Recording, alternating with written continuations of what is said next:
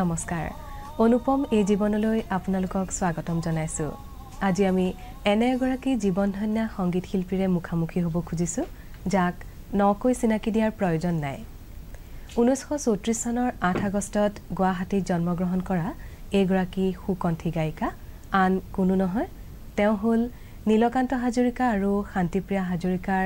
দহোটি সন্তানৰ চতুৰ্থ সন্তান তথা সুধাকণ্ঠ ভূপেন হাজৰিকাৰ সুযোগ্য ভগ্নী সুদক্ষিণা শৰ্মা। আহকচোন এইগৰাকী শিল্পীৰ এৰি অহা জীৱনৰ স্মৃতিময় সময়ৰ বিষয়ে উমান লওঁ শিল্পীগৰাকীৰ মুখেৰে।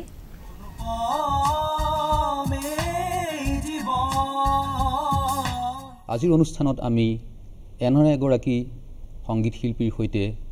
তেখেতৰ জীৱন আৰু প্ৰতিভাৰ বিষয়ে আলোচনা কৰিবলৈ লৈছোঁ, যিগৰাকী শিল্পীয়ে জীৱনৰ 9 বছৰ বয়সৰে পৰা অসমৰ আধুনিক সংগীত ক্ষেত্ৰলৈ নিজৰ সুৰীয়া কণ্ঠেৰে অৱদান যোগাই আহিছে, যিগৰাকী শিল্পীয়ে শৈশৱৰ পৰাই সান্নিধ্য লাভ কৰিছিল ৰূপকোঁৱৰ জ্যোতিপ্ৰসাদ, কলাগুৰু বিষ্ণু ৰাভা, হেমাংগ বিশ্বাস আৰু ভূপেন হাজৰিকা আদিৰ দৰে বৰেণ্য শিল্পী প্ৰতিভাক। সৌভাগ্য ঘটিছিল জাতিৰ পিতা মহাত্মা গান্ধীৰ সন্মুখত অসমীয়া ভজন পৰিৱেশন কৰাৰ। সেইগৰাকী শিল্পীয়ে পৰৱৰ্তী সময়ত তেখেতৰ সুযোগ্য স্বামী সংগীত শিল্পীগৰাকীৰ সৈতে অসমৰ ইমূৰৰ পৰা সিমূৰলৈ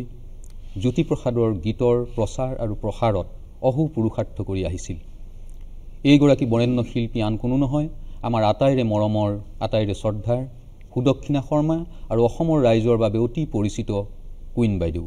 আহক আমি কুইন বাইদেউৰ ব্যক্তিগত জীৱন আৰু সংগীত জীৱনটোৰ ওপৰত আলোকপাত কৰোঁ, তেখেতৰ এৰি অহা এই সোণালী দিনবোৰৰ পোৱা নোপোৱা আনন্দ বিষাদৰ উমান লওঁ। বাইদেউ, আপোনাক নমস্কাৰ জনাইছোঁ। লগতে আপোনাৰে সুসন্তান ঋষিও আমাৰ মাজত আছে, ঋষিলৈ মই নমস্কাৰ জনাইছোঁ। আমি আৰম্ভ কৰিব খুজিছোঁ আজিৰ এই বিশেষ অনুষ্ঠান অনুপম এই জীৱন। আপুনিও সেই অনুপম জীৱনৰ গৰাকী। আপোনাৰ জন্ম গুৱাহাটীত হৈছিল, কিন্তু আপুনি শৈশৱ আৰু কৈশোৰৰ এছোৱা পাৰ কৰিছে তেজপুৰত, যি তেজপুৰত সেই সময়ত জ্যোতি বিষ্ণুৰ সুৰে বতাহ জীপাল কৰি ৰাখিছিল। তাৰ প্ৰাকৃতিক পৰিৱেশৰ কথা নকওঁৱেই। তাৰপিছত আপুনি এছোৱা সময় পাৰ কৰিছে মঙলদৈত, আৰু সেই তেতিয়াৰ মঙলদৈৰ সুকনান্নী ওজাপালি,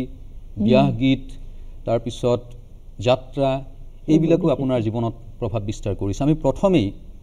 কথা পাতিব খুজিছোঁ আপোনাৰ সেই শৈশৱৰ সোণালী দিনবিলাকৰ কথা। কওকচোন আপোনাৰ শৈশৱ কেনেকৈ পাৰ হৈছিল? মই প্ৰথমে সমূহ দৰ্শক মণ্ডলীলৈ মোৰ শ্ৰদ্ধা নিবেদন কৰিলোঁ। মই সৰুৰে পৰা গান গাইছিলোঁ, ভাল পাইছিলোঁ। কাৰণ মই গুৱাহাটীত জন্ম হ'লোঁ হয়, কিন্তু মই কেনেকৈ তেজপুৰ পালোঁ, কি পালোঁ মই একো নাজানো। কেৱল মনত আছে ভূপেন দা বোধকৰ গীত গোৱাবলৈকে 3জন মানুহ ব্যক্তি আমাৰ ঘৰলৈ আহিছিলে। সেইসকলৰ ভিতৰত বোধ কৰোঁ জ্যোতিপ্ৰসাদ আগৰৱালা আছিলে, বিষ্ণুপ্ৰসাদ ৰাভা আছিল আৰু ফণী শৰ্মা আছিলে। তেখেতসকল মাজে মাজে আহে, ভূপেন দা কিবা শিকায়, এইখিনিকে মই দেখিছিলোঁ প্ৰথমতে। আমাৰ তেতিয়া গান শিকাৰ একেবাৰে সুবিধা নাছিল। এটা HMV এটা গ্ৰামোফোন আছিলে, তাত সদায় দেউতাই ৰাতিপুৱা উঠিয়েই কীৰ্তন শুনিছিলে, মিত্ৰদেৱ মহন্তৰ বৰগীত শুনিছিলে, পাৱে পৰি হৰি, ৰবীন্দ্ৰ সংগীত শুনিছিলে, পংকজ মল্লিকৰ কানন দেৱী, এনেকৈ শুনিছিলোঁ। মাজে মাজে কিন্তু কিছুমান অসমীয়া পাল্লা বজাইছিলে। বোধকৰ ভূপেন দা গীত গাবলৈকে লৈ গৈছিল নেকি চেনলা কোম্পানীলৈ। সেই তেতিয়া সুনীত কৰি, বেউলা আৰু জয়মতী 3খন পাল্লাৰ গীতবোৰ মই শুনোতে শুনোতে মোৰ কণ্ঠস্থ হৈ গৈছিলে। সেয়ে মই সংগীতৰ এই জগতখনলৈ আহিবলৈ পাৰিলোঁ। সেয়ে মোক আশীৰ্বাদ দিলে বোধকৰ সেইসকলে। আৰু 9 বছৰ বয়সতে আপুনি চেনলা কোম্পানীত ৰেকৰ্ডিং কৰিছিলে। মোৰ যদি ভুল হোৱা নাই সেই সময়তে কলিকতাৰ পৰা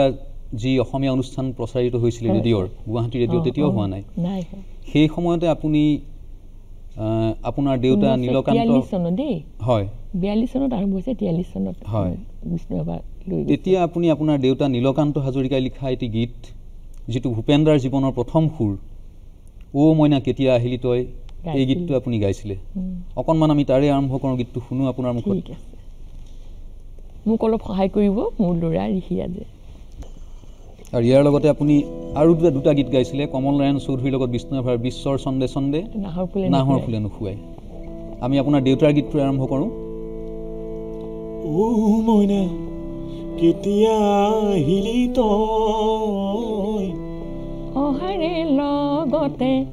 বননিৰ মাজতে ফুলে বৰণীয়া যাই মোৰ মইনা ফুলে বৰণীয়া যায় ও মইনা কেতিয়া আহিলি তই অহাৰে লগতে বননিৰ মাজতে ফুলে বৰণীয়া যাই মোৰ মইনা ফুলে বৰণীয়া যায় ফুলে বৰণীয়া যাই মোৰ মইনা ফুলে বৰণীয়া যায় মলয়া বতাহ লগতে আনিলি গান হাতে পৰি যায় হে বনৰে চৰায়ে মনৰ হৰিহে শুৱলা গীতি গায় সুন্দৰ সেই সময়তে আনন্দীৰাম দাসে ভালেমান বনগীত লিখিছিলে আৰু অসমত বনগীতৰ এটা ধাৰা সৃষ্টি হৈছিলে এইটো এটা অতি অনুপম বনগীত আছিলে ইয়াৰ পিছতে আনন্দীৰাম দাসৰ গীতটো মোৰ বনগীত নাছিলে ভাটিয়ালি আছিলে কোনটো দুৰণি ঋণী সৰু গাঁওখনি হয় যেতিয়া আপোনাৰ চেনুলাৰ কোম্পানীত প্ৰথম ৰেকৰ্ড ওলালে তেতিয়া আপোনাৰ তাত নাম আছিলে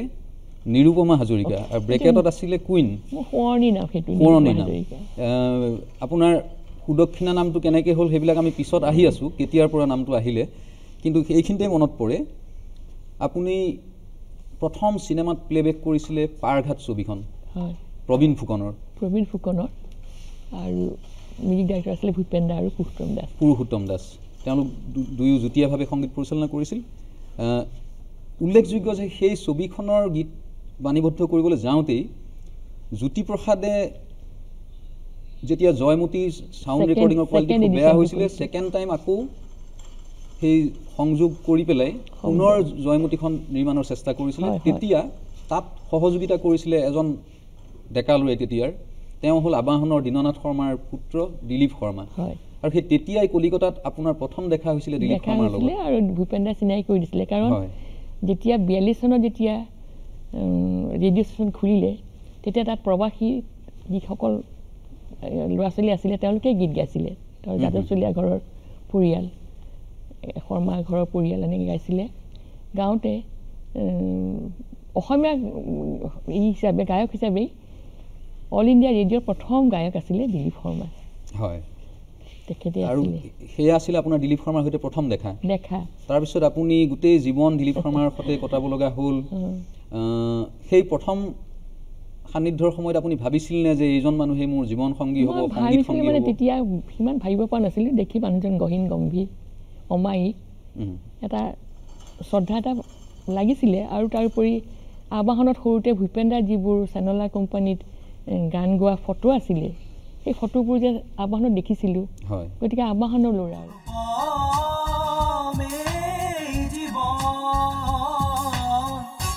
জন্ম যদিও গুৱাহাটীত সুদক্ষিণা শৰ্মাৰ শৈশৱ আৰু কৈশোৰৰ সোণালী দিনবোৰৰ এছোৱা অতিবাহিত হৈছিল তেজপুৰ আৰু মঙলদৈত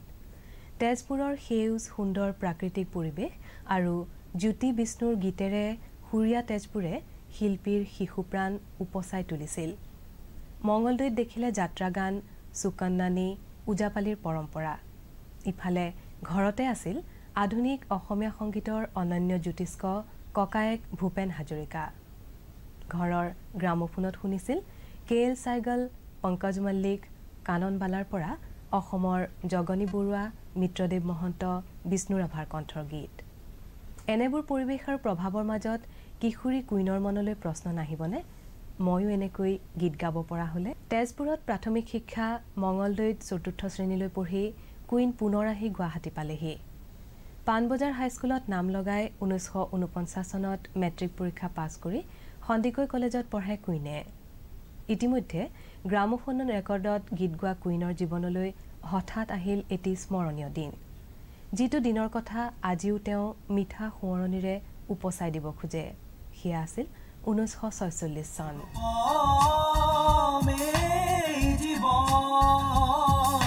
1946 চতুৰ্থ তথা শেষবাৰৰ কাৰণে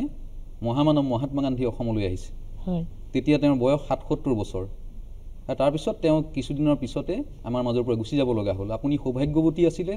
যে আপুনি সেই শেষ বয়সত মহাত্মা গান্ধীক লগ পোৱাই নহয় তেওঁৰ সন্মুখত এটা অসমীয়া ভজন গোৱাৰ কাৰণে আমন্ত্ৰণ লাভ কৰিছিলে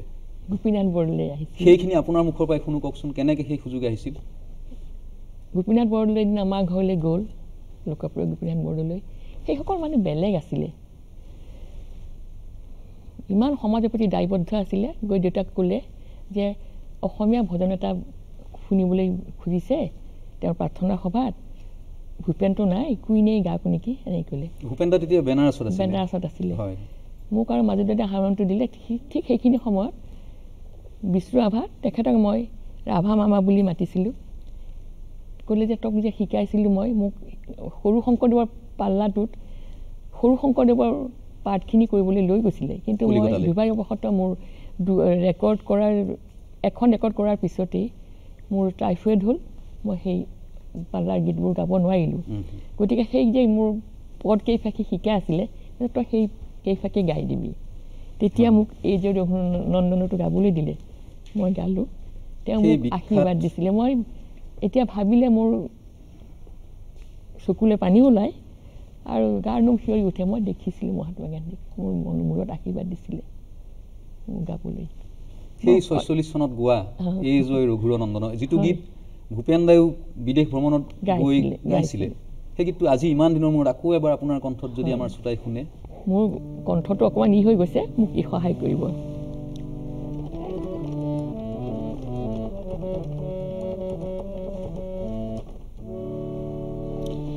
এই জয় ৰঘুৰ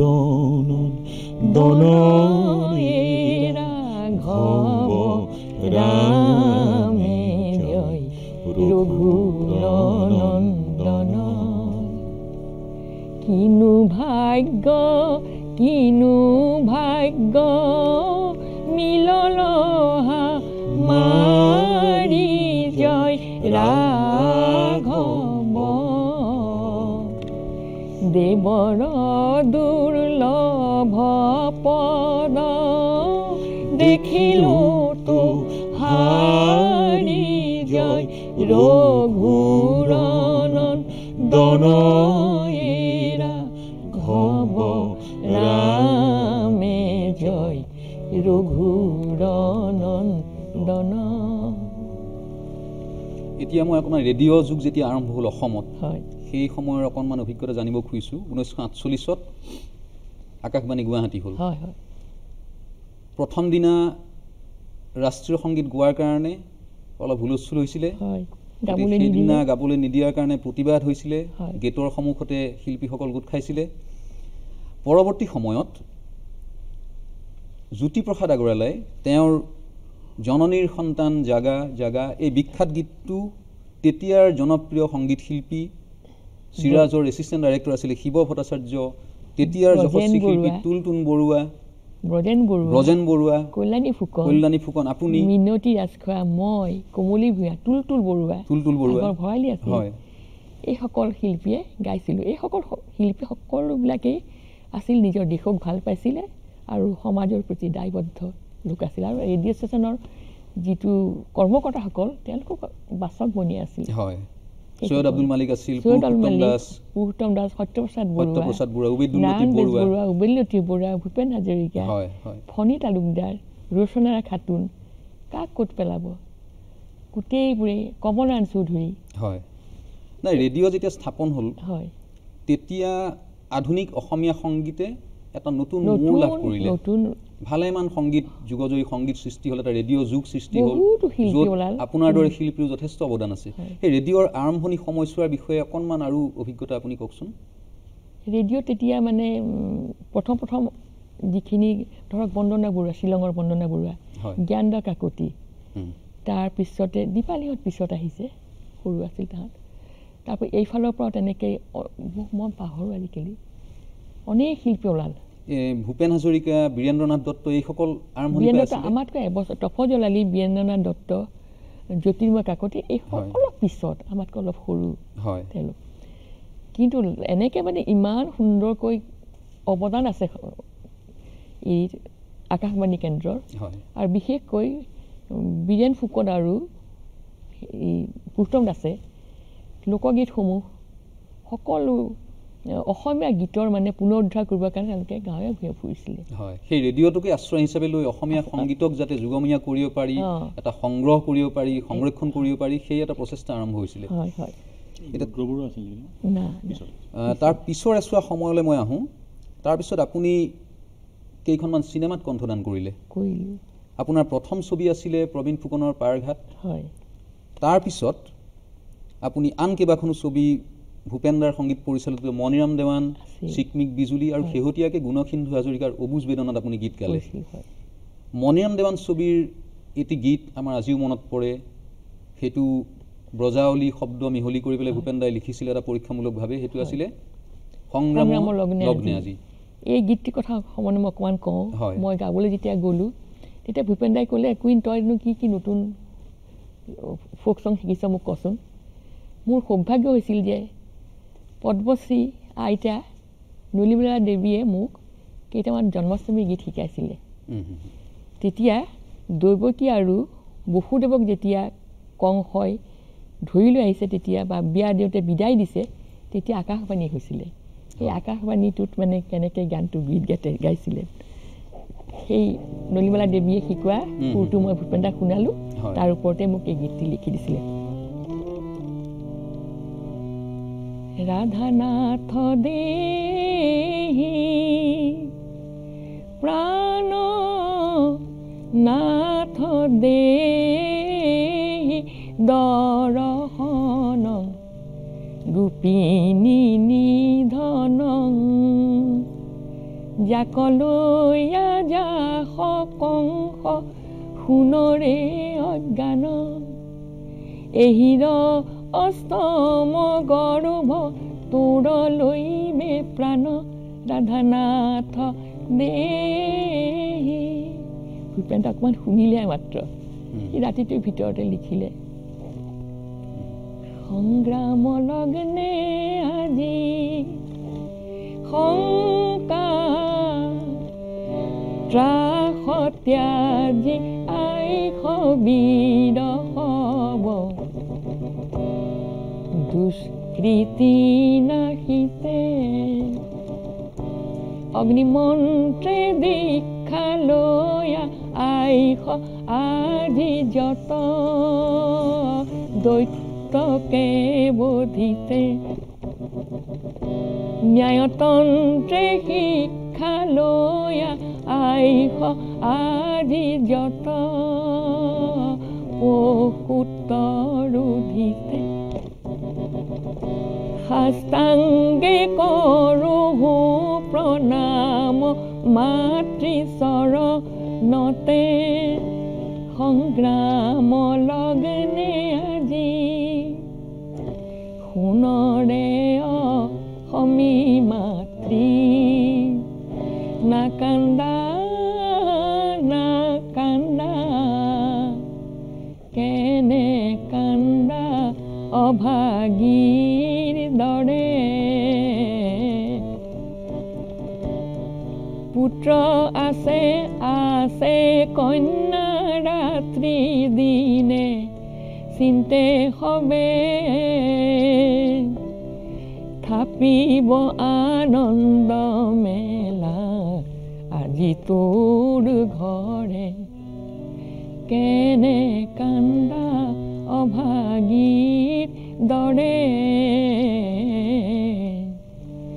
তোৰূপে গুণে সম নাহি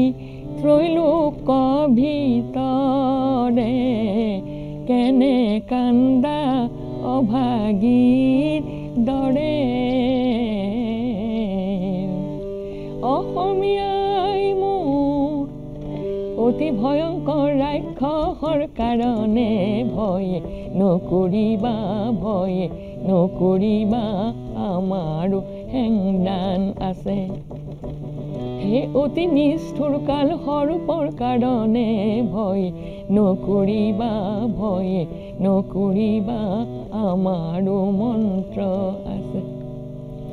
হে আমাৰে দুচকুতে অগণি বৰশীছে সমৰৰে শিখাবোৰ নাচে সমৰৰে শিখাবোৰ নাচে মই আৰু এটা প্ৰশ্ন মোৰ মনলৈ আহিছে আপোনাক মই নুসুধিলে নহ'ব বিশেষকৈ এই বিশেষ অনুষ্ঠানটোত সেয়া হ'ল ভূপেন দাই এবাৰ মোক কৈছিলে তেওঁৰ প্ৰথম ছবি এৰাবাটৰ সুৰৰ যিটো গীত চিৰযুগমীয়া হ'ল কোকিল কণ্ঠী লতা মংগেশকাৰৰ কণ্ঠত জোনা কৰে ৰাতি অসমেৰে মাটি জিলিকি জিলিকি পৰে ভূপেন দাই মোক কৈছিলে যে সেই গীতটো আমাৰ কুইনে গোৱাৰ কথা আছিলে প্ৰথমে কিন্তু মোৰ বিয়া হৈ গ'ল হয় বিয়া হৈ গৈ মই শহুৰ দিননাথ শৰ্মা তেখেতৰ পৰিয়ালত থাকিলোঁ মোৰ দেউতাৰ লগত এতিয়া মোৰ ডাঙৰ ল'ৰা ঋতুপৰ্ণ আজি নাই সি মোৰ গাত আছিলে তেতিয়া মোৰ শৰীৰটো বেয়া আছিলে সেইকাৰণে মই গাব নোৱাৰিলোঁ ভূপেন দাই মনত মই এটা কাম কৰিব খুজিছোঁ আপুনি গোৱা হ'লে চাগে কেনেকুৱা লাগিলহেঁতেন এফাকি শুনোচোন আমাৰ শ্ৰোতাসকলো শুনক মই পাৰিম নে লতা মংগেশকাৰ গাবলৈ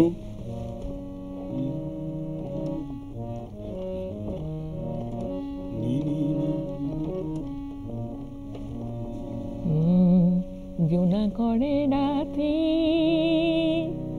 অসমীৰে মাটি জিলিকি জিলিকি পৰে মলয়াৰে ছাতি দুহাতে সাৱটি ধুনীয়া মালতী সৰে এনেকুৱা হ'লহেঁতেন তেতিয়া হয়তো মই আৰু ভালকৈ গালেহেঁতেন এতিয়াও তথাপি আপোনাৰ কিন্তু এতিয়াও সুৰ আৰু কণ্ঠ ধুনীয়া হৈ আছে তেনেকৈ মই গাব হয়তো নোৱাৰিম আৰু গীত শুনাৰ আমাৰ হেঁপাহ আছে কিন্তু আমাৰ সময়ৰ সীমাবদ্ধতা আছে গতিকে মই আৰু এটা দীঘলীয়া অধ্যায়ৰ কথা মই জানিব লাগিব সেয়া হ'ল দিলীপ শৰ্মাৰ সৈতে কটোৱা আপোনাৰ সময়ছোৱা দিলীপ শৰ্মাৰ সৈতে আপোনাৰ বিবাহ হ'ল আৰু অকল দিলীপ শৰ্মাৰ সৈতেই নহয় আপোনাৰ সংসাৰ হৈছিলে যেন অসমৰ সাহিত্যৰ সেই সময়ৰ এটা যুগ আবাহন যুগৰ সৈতেই যেন আপুনি সাঙুৰ খাই পৰিছিল বিশিষ্ট ভাষাতত্ত্ববিদ সুনীতি কুমাৰ চট্টোপাধ্যায়ে এটা সময়ত কৈছিলে যে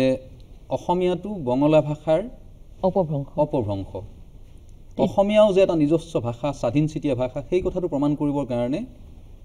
দীননাথ শৰ্মাই আবাহন উলিয়াইছিলে য'ত বঙালী ভাষাত নথকা ওৱাব ব্যৱহাৰ হৈছিল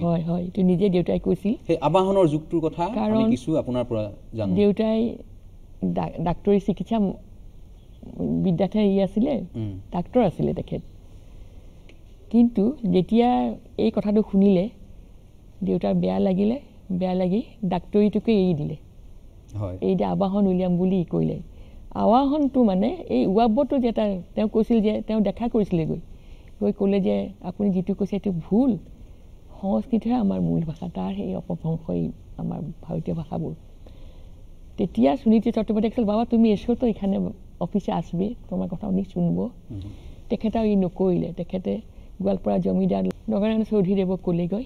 তেখেতে আৰ্থিকভাৱে সহায় কৰিলে আৰু দেউতাই তাৰ পৰাই আৱাহনটো নাম দি আৱাহন উলিয়ালে তেতিয়া অসমত কোনো দৈনিক পত্ৰিকা নাছিলে যেতিয়া গাঁৱে ভূঞে যি খবৰ হয় দেউতাই চপাবলৈ চেষ্টা কৰিছিলে তাত সহায় দিছিলে সকলো সেইসকল মনীষীসকলে সকলোৱে তাত সহায় দিছিলে আৰু সেয়ে আবাহন যুগটোক আগুৱাই লৈ গ'ল তাত চন্দ্ৰ কুমাৰ আগৰৱালাৰ পৰা আৰম্ভ কৰি পেইণ্টিং মই ছবি আকোঁতো এই ৰবীন্দ্ৰনাথৰ তেলৰ এডভাৰটাইজমেণ্টটো আছে মানে দাড়িটো মানে তাৰোপৰি বহুতো আছে কৃষ্ণকান্ত সন্দিকৈ হেৰি এতিয়া দিনতে স্বৰলিপি কৰিছিলে স্বৰলিপি দিছিলে তাৰপিছতে বহুতো যামিনী ৰয় আৰম্ভ কৰি বহুতো চিত্ৰশিল্পীৰ ছবি তাত এতিয়াও পোৱা যায় বিশ্ববাৰ বহুত ছবি তাত ওলাইছে প্ৰভাত বৰুৱাৰ ছবি ওলাইছে বহুতো ছবি বহুত মূল্যৱান আছে আবাহন যুগটো আছে বহুত চেষ্টা কৰিছিলে শৰ্মাই যে আৰ্থিক সাহায্য পালে মই আকৌ ৰিপ্ৰিণ্ট কৰিম বা গোটেইখিনি আপুনি 1954 চনলৈকে বিভিন্ন ঠাইত ভূপেন্দাৰ লগতে চাহটো হৈ আপুনি গীত গাই ফুৰিছিলে কিন্তু বিয়াৰ পিছৰ পৰা আপুনি চাহ হৈ পৰিলে দিলীপ শৰ্মাৰ লগত সেই সময়ত আপোনালোকে ভালেমান যুগমীয়া গীত সৃষ্টি কৰিছিল মোৰ এইটো মনত আছে যে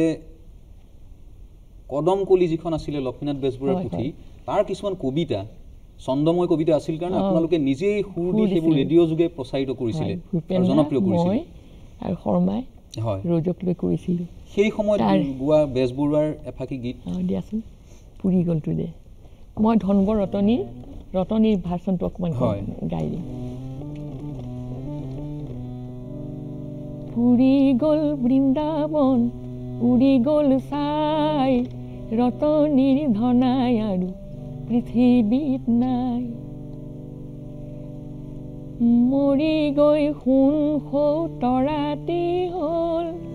চকুৰে লোৰে মুকে চাই ৰ'ল কেনেকৈ লগ পাম সৰগৰ তৰা পক্ষী হেৰ বুদ্ধি দে কি কৰো কৰা বেজাৰত জোনাবাই শুকায়ে গ'ল কাৰনো বেজাৰ বাই তোৰ কি হ'ল বুকুৰে শৰ্ম মোৰ ধন বৰে নিলে সেয়েহে বেজাৰে মোক খুলি খুলি খালে ফুৰফুৰীয়া বা তই শুন মোৰ কথা ধনাইকে কগৈ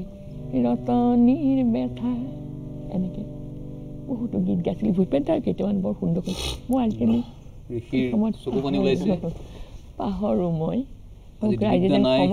খুব দীঘলীয়া অধ্যায় আমি আকৌ পাতিম আজি আমাৰ এই খণ্ডৰ সময় চমু চাপি আহিছে কিন্তু এই অধ্যায়টোৰ কথা আমি আমাৰ পৰৱৰ্তী খণ্ডত আকৌ পাতিম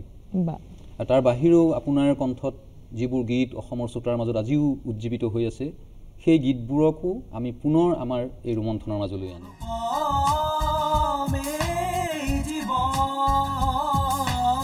আজিৰ খণ্ডত সুদক্ষিণা শৰ্মা জীৱনৰ কিছু দিশ উন্মোচনৰ প্ৰয়াস কৰা হ'ল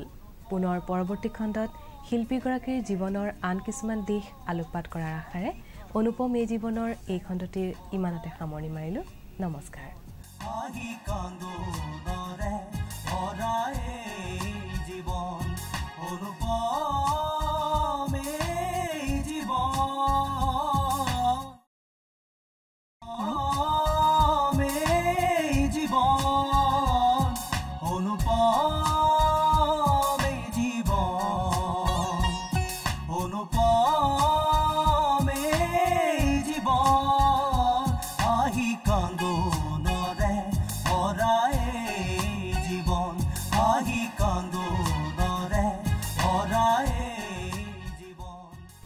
নমস্কাৰ অনুপম এই জীৱনৰ মাজলৈ আপোনালোকক স্বাগতম জনাইছোঁ আমাৰ এই অনুষ্ঠানৰ অতিথি সুকণ্ঠী গায়িকা সুদক্ষিণা শৰ্মা যোৱা খণ্ডত আমি শিল্পীগৰাকীৰ শৈশৱ কৈশোৰৰ দিনবোৰৰ লগতে সংগীত জীৱনৰ আৰম্ভণিৰ পৰা মহাত্মা গান্ধীৰ সান্নিধ্যলৈকে কথা পাতিছিলোঁ আজিৰ খণ্ডত পুনৰ তেওঁৰ সংগীত যাত্ৰাৰ লগতে চলচ্চিত্ৰৰ বাবে গোৱা গীত দিলীপ শৰ্মাৰ সৈতে আৰম্ভ কৰা যুগ্ম জীৱন আৰু আবাহন আলোচনীখনৰ কিছু নজনা দিশ উন্মোচনৰ প্ৰয়াস কৰোঁ আহক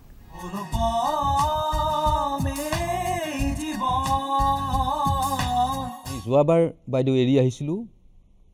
আবাহনৰ সময়ছোৱা আৰু দিলীপদাৰ সৈতে আপোনাৰ সান্নিধ্যৰ সময়ছোৱা প্ৰথম আপোনাৰ বিয়াৰ পৰা আপুনি কেনেকৈ কলিকতালৈ গ'ল সেই কথাখিনি অকণমান দীঘলীয়াকৈ আপোনাৰ মুখৰ পৰা শুনিব খুজিছোঁ দিলীপ শৰ্মাৰ পৰিয়ালটো দিদনাথ শৰ্মাৰ পৰিয়ালটো 50 দশকত ইয়ালৈ গুচি আহিছিলে আবাহন তেতিয়া বন্ধ হ'ল তেতিয়া গোপীনাথ বৰদলৈদেৱে ক'লে যে আপুনি শৰ্মা ইয়ালৈ গুচি আহক গোটেইবোৰ প্ৰেছ লৈ মই আপোনাক আৰ্থিকভাৱে সহায় কৰিম কিন্তু যিদিনাখন আহিলে সেইদিনাখনে গোপীনাথ বৰদলৈয়ে হাৰ্ট ফেইল কৰিলে তেখেত ঢুকাল তাৰপিছত মিনিষ্ট্ৰী সলনি হ'ল পিছৰ মিনিষ্ট্ৰী আৰু সেই টকা পইচা একো নিদিলে সেই কথা শুনি মোৰ শাহুৱাই ৰেণু দেৱী তেখেত ঢুকালে ইয়াতে তাৰপিছত দেউতাৰ দীননাথ শৰ্মাৰ মনটো বেয়া লাগিল তেওঁ ক'লে যে বিদেশত থাকি দেখোন মই ভালকৈ চলিব পাৰিছিলোঁ গতিকে তেওঁ প্ৰেছ চেছ চব বেছি দিলে ইয়াত গুৱাহাটীতে বেছি দি আকৌ পুনৰ সেই তেখেতৰ ভাৰ্যাকো হেৰুৱালে ল'ৰা ছোৱালীকেইটা লৈ পেলাই তেওঁ আকৌ কলিকতালৈ গুচি গ'ল গৈ চিত্তৰঞ্জন এভিনিউৰ কাষত এটি ঘৰ ভাড়া লৈ তেওঁ আকৌ আহ্বানখন উলিয়ালে এইটো দ্বিতীয়বাৰৰ পৰা তেতিয়া তেওঁ কি কৰিলে এটা কমিটি কৰিলে এডিটৰিয়েল কমিটি তাত আছিলে সৈয়দ আব্দুল মালিক দেৱপ্ৰসাদ বৰুৱা ভূপেন দা ভৱানন্দ দত্ত তাৰপিছতে হেমাংগ বিশ্বাস আছিলে হেমাংগ দা ঠিক কমিটিত নাই কিন্তু এনেকৈ গোটেইখিনি প্ৰগ্ৰেছিভ মানুহেই হওক বা সাহিত্যিক হওক ৰঘুনাথ চৌধুৰী এনেকৈ এইসকলে খুব সহায় কৰিছিলে আৰু তাৰ ফলত 53 চনৰ পৰা আকৌ আহ্বানখন সুন্দৰকৈ ওলাবলৈ ধৰিলে প্ৰায় আৰু তাৰ পিছৰ বছৰে নিচু খুব ভালকৈ কৰিলে তাৰ কিছু বছৰ পিছত মোৰ দেওৰহঁত কলিকতাৰ পৰা ফণিলৈ গুচি গ'ল মোৰ ননদ দুগৰাকীৰ সৈতে কাৰণ মোৰ দিলীপ শৰ্মাৰ পিছৰ যিগৰাকী আছিল আৰতী ঠাকুৰ হ'ল তেওঁ আকৌ বিয়া কৰাইছিলে লক্ষ্মীনাথ বেজবৰুৱাৰ খুলখালী শুভ ঠাকুৰৰ লগত বিয়া হৈছিলে তেওঁ চিত্ৰশিল্পী আছিলে তেওঁ খুব কিউৰিঅ কালেকশ্যন কৰিছিলে গতিকে তেখেতসকলৰ বিয়া হ'ল মানে ৰবীন্দ্ৰনাথ ঠাকুৰৰ পৰিয়াললৈ বোৱাৰী হিচাপে আহিছিলে আৰতী শৰ্মা আৰু প্ৰজ্ঞা সুন্দৰী দেৱী আৰু লতিকা দেৱী আহিছিলে বোৱাৰী হৈ অসমলৈ এই তিনিটা পৰিয়ালৰ লগত তেখেত এই ৰবীন্দ্ৰনাথ ঠাকুৰৰ পৰিয়ালৰ সম্বন্ধ আছিল হয় তাৰমানে 60 দশকৰ আগভাগত দ্বিতীয়বাৰৰ কাৰণে আবাহন কলিকতাৰ পৰা প্ৰকাশ হ'ল আৰু আপুনি 54 চনত বিবাহ পাশত আবদ্ধ হৈ কলিকতালৈ গ'ল সেই সময়ত আপোনাৰ বিয়া কেনেধৰণে হৈছিল অকণমান সেই বিষয়ে জনাওক বিয়া দিনতে আৰ্য বিবাহ হৈছিলে আমি উপবাস আছিলোঁ শৰ্মাই ময়ে হয় ভূপেন দা বেছি মানুহ মতা নাছিলে দুইটাই চুৰিয়া পিন্ধিছিল এওঁ নাজানে চুৰিয়া টুৰিয়া পিন্ধাই দিলে আমাৰ পুৰোহিত আছিলে আৰ্য বিবাহ হওঁতে আমাৰ পুৰোহিত আছিলে ৰবীন নবিছ তেখেতে সেই সময়ত আপোনাৰ দেউতা মা নাই আছে দেউতা মাও আছে দেউতায়ে মোক সম্প্ৰদান কৰিছে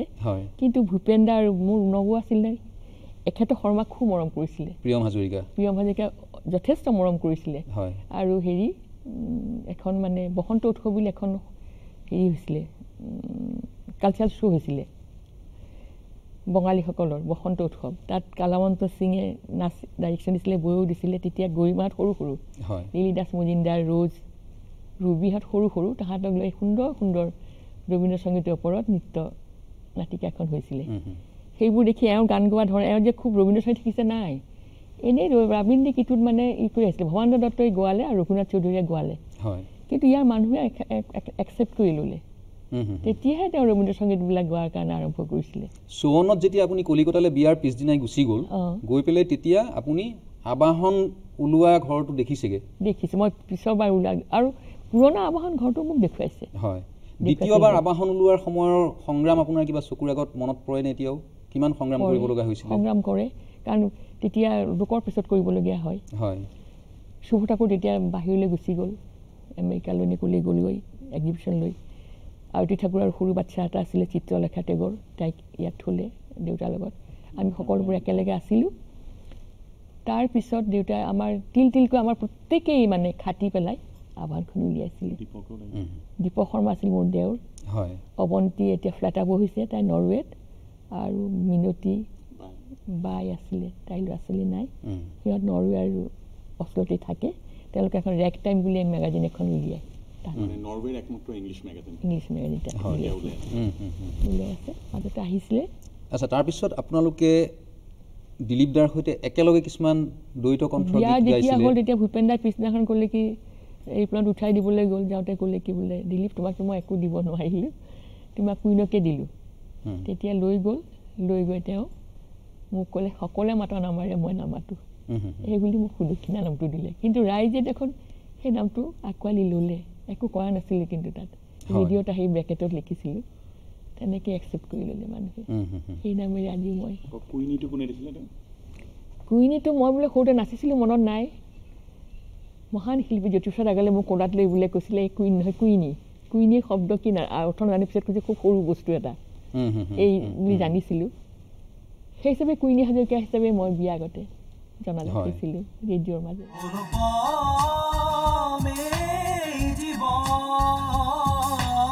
ভাৰতীয় গণনাট্য সংঘই বাৰুকৈ প্ৰভাৱ বিস্তাৰ কৰে সুদক্ষিণা শৰ্মাৰ জীৱনত।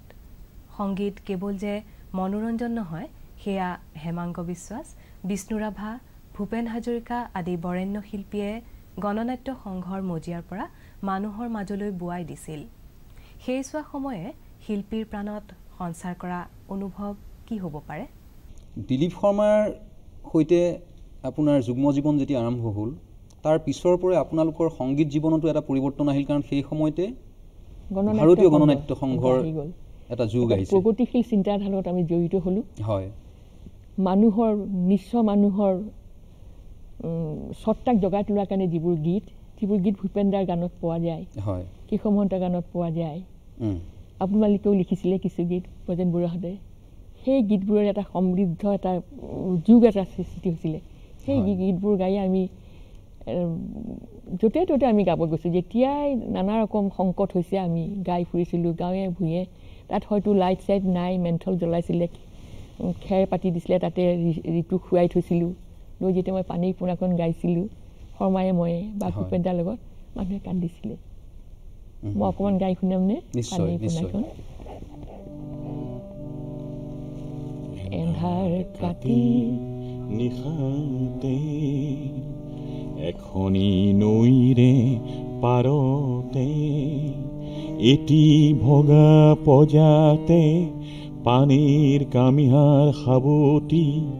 তাইৰ পোনাকণে ফেকুৰে। আই ভোক লাগিছে আই ভাতে, আই পিয়াহ লাগিছে আই গাখীৰ দে, আই ডিঙি মোৰ শুকায়ে যায়, আই এন্ধাৰ দেখিছোঁ মই। এনেকৈ ভূপেন দাই গাইছিলোঁ। তাৰপিছতে ল'ৰাটিক বচাব নোৱাৰিলে, পানী বিদ্ৰোহী হ'ল, আৰু বিদ্ৰোহী জনতাৰ লগত তেওঁ এইবিলাক খুব নিষ্পেষিত মানুহৰ কাৰণে গোৱা গীত। কিন্তু তাতো তৎসত্ত্বে এইবোৰ গীতৰ শেষৰ ফালে এটা আশাবাদ সদায় দি থৈছিলে। পানীৰ চকুদুটি হ'ল শেষ হ'ল টপত চকুলো, চকুৰ পানীবোৰ শুকুৱাই পেলালো, ভিক্ষাৰ সঁজুলি দলিয়াই পেলালো, এইবাৰ পণ লৈ ৰণলৈ ওলালো। বাচা তই যিদিনাখন উভতি আহিবি মই পকা পকা ফল দিম, ধুনীয়া ভাতটো খাবলৈ দিম। মই এতিয়া দিব নোৱাৰিলোঁ, কিন্তু এটা দিন আহিব তেতিয়া তোক খাব পাৰিম, তোক দিব পাৰিম।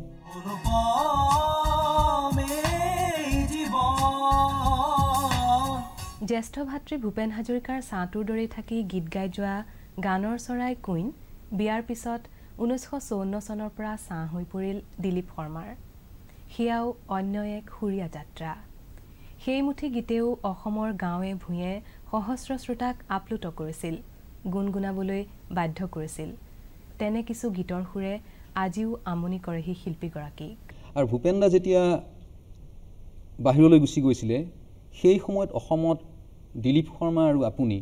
দুয়ো ভূপেন দাৰ কিছুমান গীত গাই ফুৰিছিলে। অতীতৰ বুৰঞ্জী, তাৰপিছত জক জক ৰেল চলে, এই ধৰণৰ কিছুমান গীত আপোনালোকে গাইছিলে। আৰু প্ৰতিধ্বনি শুনোতো চাইনা যেতিয়া হ'ল, স্বাধীন হ'ল, তেতিয়া পিছ কমিটিয়ে পঠিয়ালে শৰ্মাক তাত এই ফ্ৰেণ্ডশ্বিপৰ কাৰণে। তেতিয়া ভূপেন দা আছিলে আৰু নবৌ আছিলে, এটা গীত লিখিবলৈ দিলে। লগত হেমাংগ বিশ্বাস আৰু ইও আছিলে, হেম শৰ্মা। তেখেতক আমি তেখেতৰ অৱদান পাহৰিব নোৱাৰোঁ। তেখেতসকল আহি পেলাই ক'লে যে এটা গীত লিখিবলৈ দিলীপ শৰ্মাৰ কাৰণে। তেতিয়া সেইটো লিখি দিছিলে, প্ৰতিধ্বনি শুনো। আৰু শৰ্মাই চাইনাত গাইছিলেগৈ। আৰু আপোনাৰ এনেকুৱা কিবা স্মৰণীয় মুহূৰ্তৰ কথা মনত পৰে নেকি দিলীপ শৰ্মাৰ সৈতে কটোৱা সময়ছোৱাৰ? পৰে, ঘাট প্ৰতিঘাত বহুত পাইছিলোঁ। ইফালে আপোনাৰ সংসাৰ বাঢ়ি আহিছে, ঋতুপৰ্ণ শৰ্মাৰ জন্ম হ'ল, ভূপেন দা গুচি গ'ল। তাৰপিছত তেতিয়া অকণমান আৰ্থিকভাৱে অলপ দিগদাৰ হ'ল কিন্তু দিলীপ শৰ্মা মানে খুব আছিলে পজিটিভ আছিলে এওঁ ক'তো সৰু নহৈছিলে কাকো দুখৰ কথা নকৈছিলে কেতিয়াবা গৈ যদি দেখে যে কৈছোঁ আৰু মই এই চাউল হয়তো ঘৰত নাই কিনিব লাগিব এনেই মিছাকৈ দোকানত গৈ চাউল কুটালে বৰ ভাল চাউল এইটো কেতিয়া আনিলা কি সোধে দোকানী সুধি দিয়াচোন ইয়াৰে 5 কেজিমান চাউল দি দিয়া লৈ আহে পিছদিনাখন কিন্তু যেনেকৈ হওক তেওঁ দি থৈ আহে তেতিয়া তেওঁ কোনো শিকা নাছিলে স্কুল কৰা নাছিলে হয় সেই আৰ্থিক দিনতাৰ মাজত আপোনালোকৰ সংগীত যাত্ৰা কেতিয়াবা ব্যাহত হোৱা যেন অনুভৱ হৈছিল নে সেই ধাৰাটো তেনেকৈ গাই গৈছিলোঁ যেতিয়াই য'ত মাতে গাইছিলোঁ তাত কেতিয়াবা জ্যোতি সংগীত গাইছিলোঁ কেতিয়াবা বিষ্ণুৰাভাৰ গীত গাইছিলোঁ মানুহে একচেপ্ট কৰি লৈছিলে বা ৰেডিঅ'টো নাহৰ ফুলে নোখোৱাই গাইছোঁ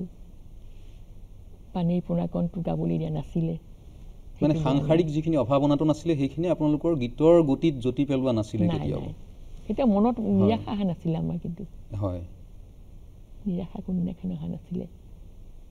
আৰু আপোনাৰ সেই চোৱা সময়ৰ যিসকল গীতিকাৰৰ গীত গাইছিলে আপুনি লক্ষ্মীনাথ বেজবৰুৱাৰ কথাটো কৈছোৱেই তাৰপিছত আপুনি লীলা গগৈ মুকুল বৰুৱা হেমেন হাজৰিকা এইসকলৰ গীতো গাইছিলে সেইসকল সঁচাকৈয়ে গীতিকাৰ হিচাপেও মুকুলদা তাৰপিছতে হেমেন দা তেওঁলোকক পাহৰিব নোৱাৰোঁ মই লীলা গগৈৰ গীত গাইছিলোঁ দিখৌ নৈৰে কাষৰে লিহিৰিও ঢেকীয়া নেখাইবা পাৰিব কোনে অতিকৈ চেনেহ মোৰে ঐ দেশখনিত চেনেহ বা নেপাব কোনে বোলো কোনে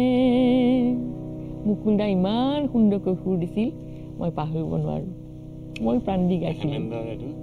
হেমেন দাই শিকাইছিলে ভূপেন দাই তাত অলপ কণ্ঠ দিছিলে বনগীত সুৰীয়া চিৰিপাতি মঙলখন চাই মই ওলালোঁ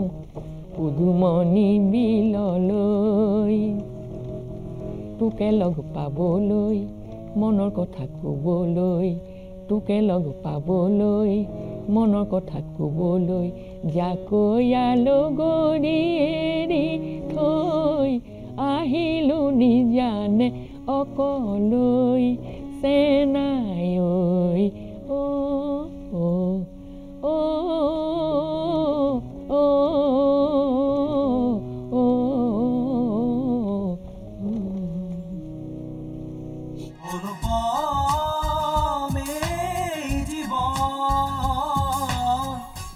বহু আঘাত প্ৰত্যাঘাত আনন্দ বিষাদ আৰু পোৱা নোপোৱাৰ মাজেৰে আগবাঢ়িল দিলীপ সুদক্ষিণাৰ সংগীত জীৱন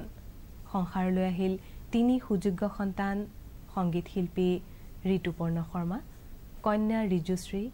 জোঁৱাই বিশিষ্ট লেখক পৰমানন্দ মজুমদাৰ শিল্পী গায়ক চিত্ৰকৰ